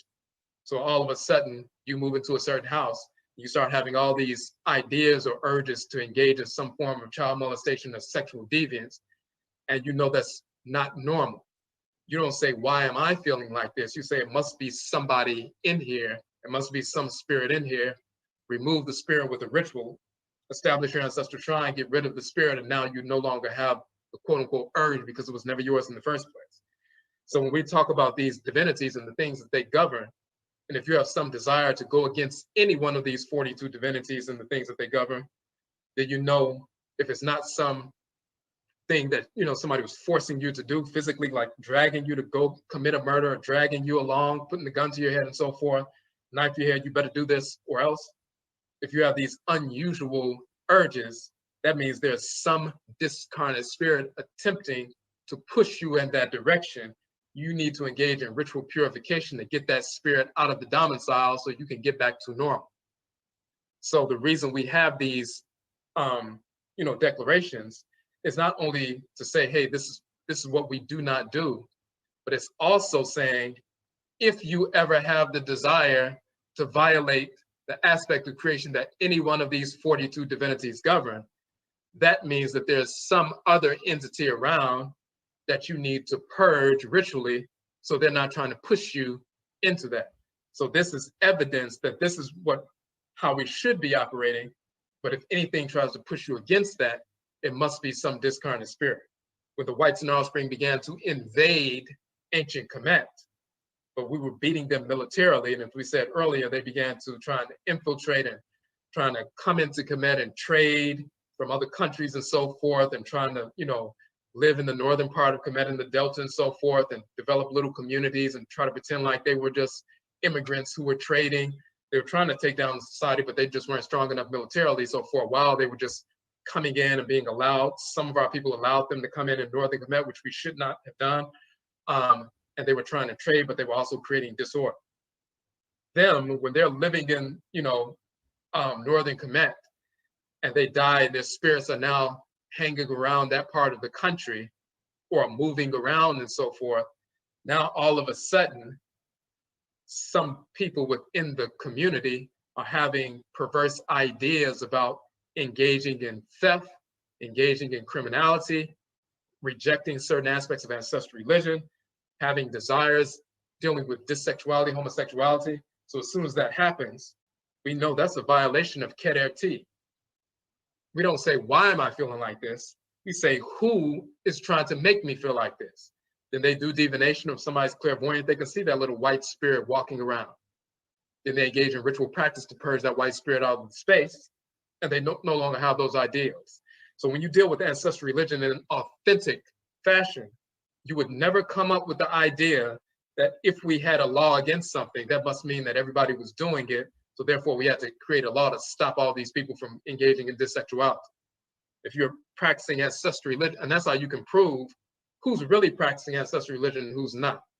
Which one of these pseudo scholars, and we're not talking about just the white ones, we're talking about the ones who claim to be Afrocentric or African-centered, ones who claim to be chematologists, ones who claim to be engaged in some form of Kemetic tradition, Kemetic spirituality, going back and forth to Kemet, traveling and so forth, and having priesthoods and priestesshoods. If they are coming up with this idea that there were so many people engaged in the practice, that we had to establish laws to stop people, or else they were just going to keep engaging in homosexuality, they're proving to you that they never really had an authentic ritual practice. Because anybody who practices ancestral religion authentically, no matter what form it takes, any Black person, of course, only, knows immediately what this is talking about. If we have a declaration against something, it's showing what's in harmony with order and what's not.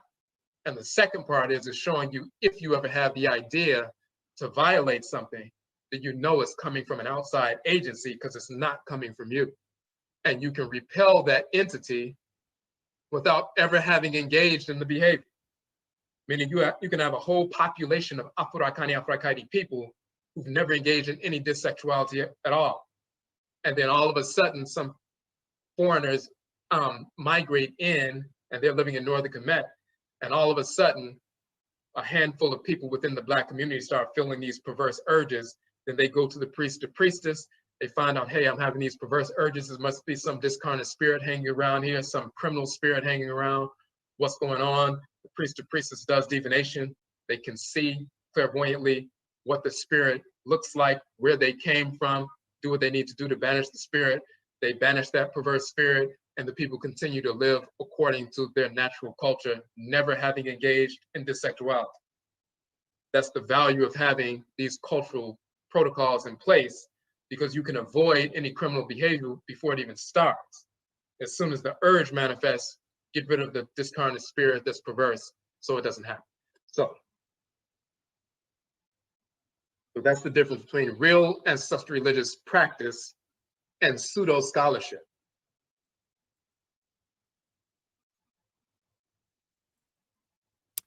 All right. There you have it. There you have it. Now, in conclusion and outro to all this. Oh, and I forgot to give Quasar his applause.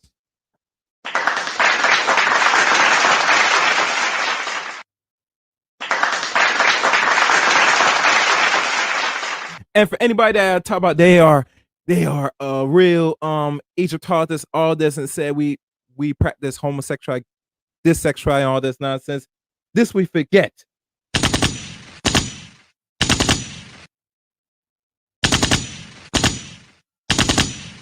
But anyway, in conclusion,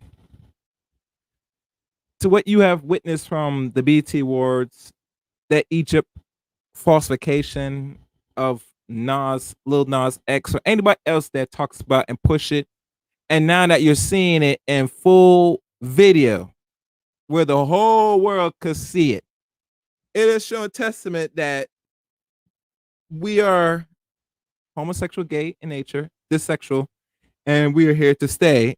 And not only that, it is a new trend, but it is something that has always been a part of us since the century. What's good, brother? But what I have revealed and showed to today on this podcast and stream, that the brother himself, Quasar Khan, and the book Kokobo Warning breaks down and destroys that myth and explain why. Not only to why, but it explains about why people say why they put laws in place. No, it was always been here. It's always been here that said it was never accepted, and is consequence. Now, what the Africans do today, besides the West, they put laws in place and have go as far as to punish people that are gay, imprisonment, and possibly have killed some of them. But we never understand why, out of all parts of the globe, why only Africa is still, from certain parts of Africa, still keeping it out. And the answer is simple, because one of a few reasons. One, because of the religion, aka Christian and Islam and whatever other religion the Africans practice, but also certain Africans, certain tribes that still know and retain some information from what was deciphered through their own language, that they put things in place to keep that certain perversion out. So, what is the future now? Now that we're seeing the even more exploitation and the further propaganda of, let's say, the sexual slash homosexual agenda towards, non-white people. You know the answer to that: more perversion, more disorder. And trust me, they won't know what's going to happen to them if they live throughout a life of degeneracy. Most people think that they are, because the actions, they can go to God, to a church, pray away, and it's all good. After they engage in so many acts, we can't even keep up the many acts we want to go there.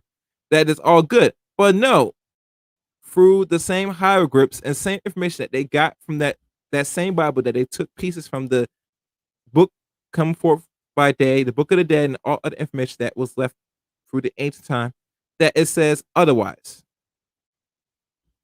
And I will say earthbound is the worst thing than death itself.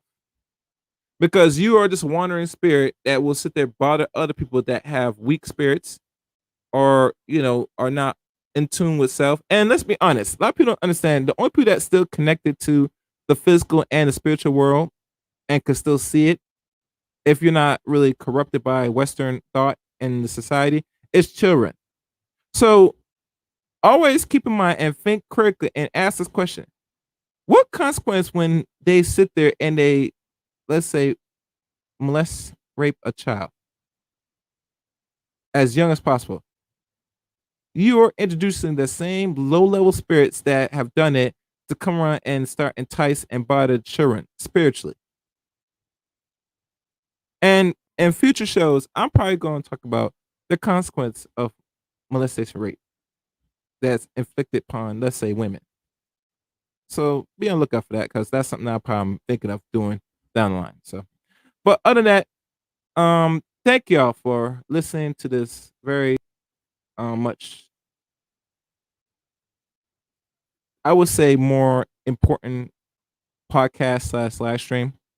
Because we could talk about that this society is finished. Black people might be finished, maybe. But I tell you, it's gonna be it for those that allow it. And how we're going and how we're so comfortable, it's possible. And I say possible. But to teach his own, you must be the judge of that. So, for those that is going to go back to the playback to this, always, share this. And, I'd like to hear from you from the comment section, like always. But, like always, till next time.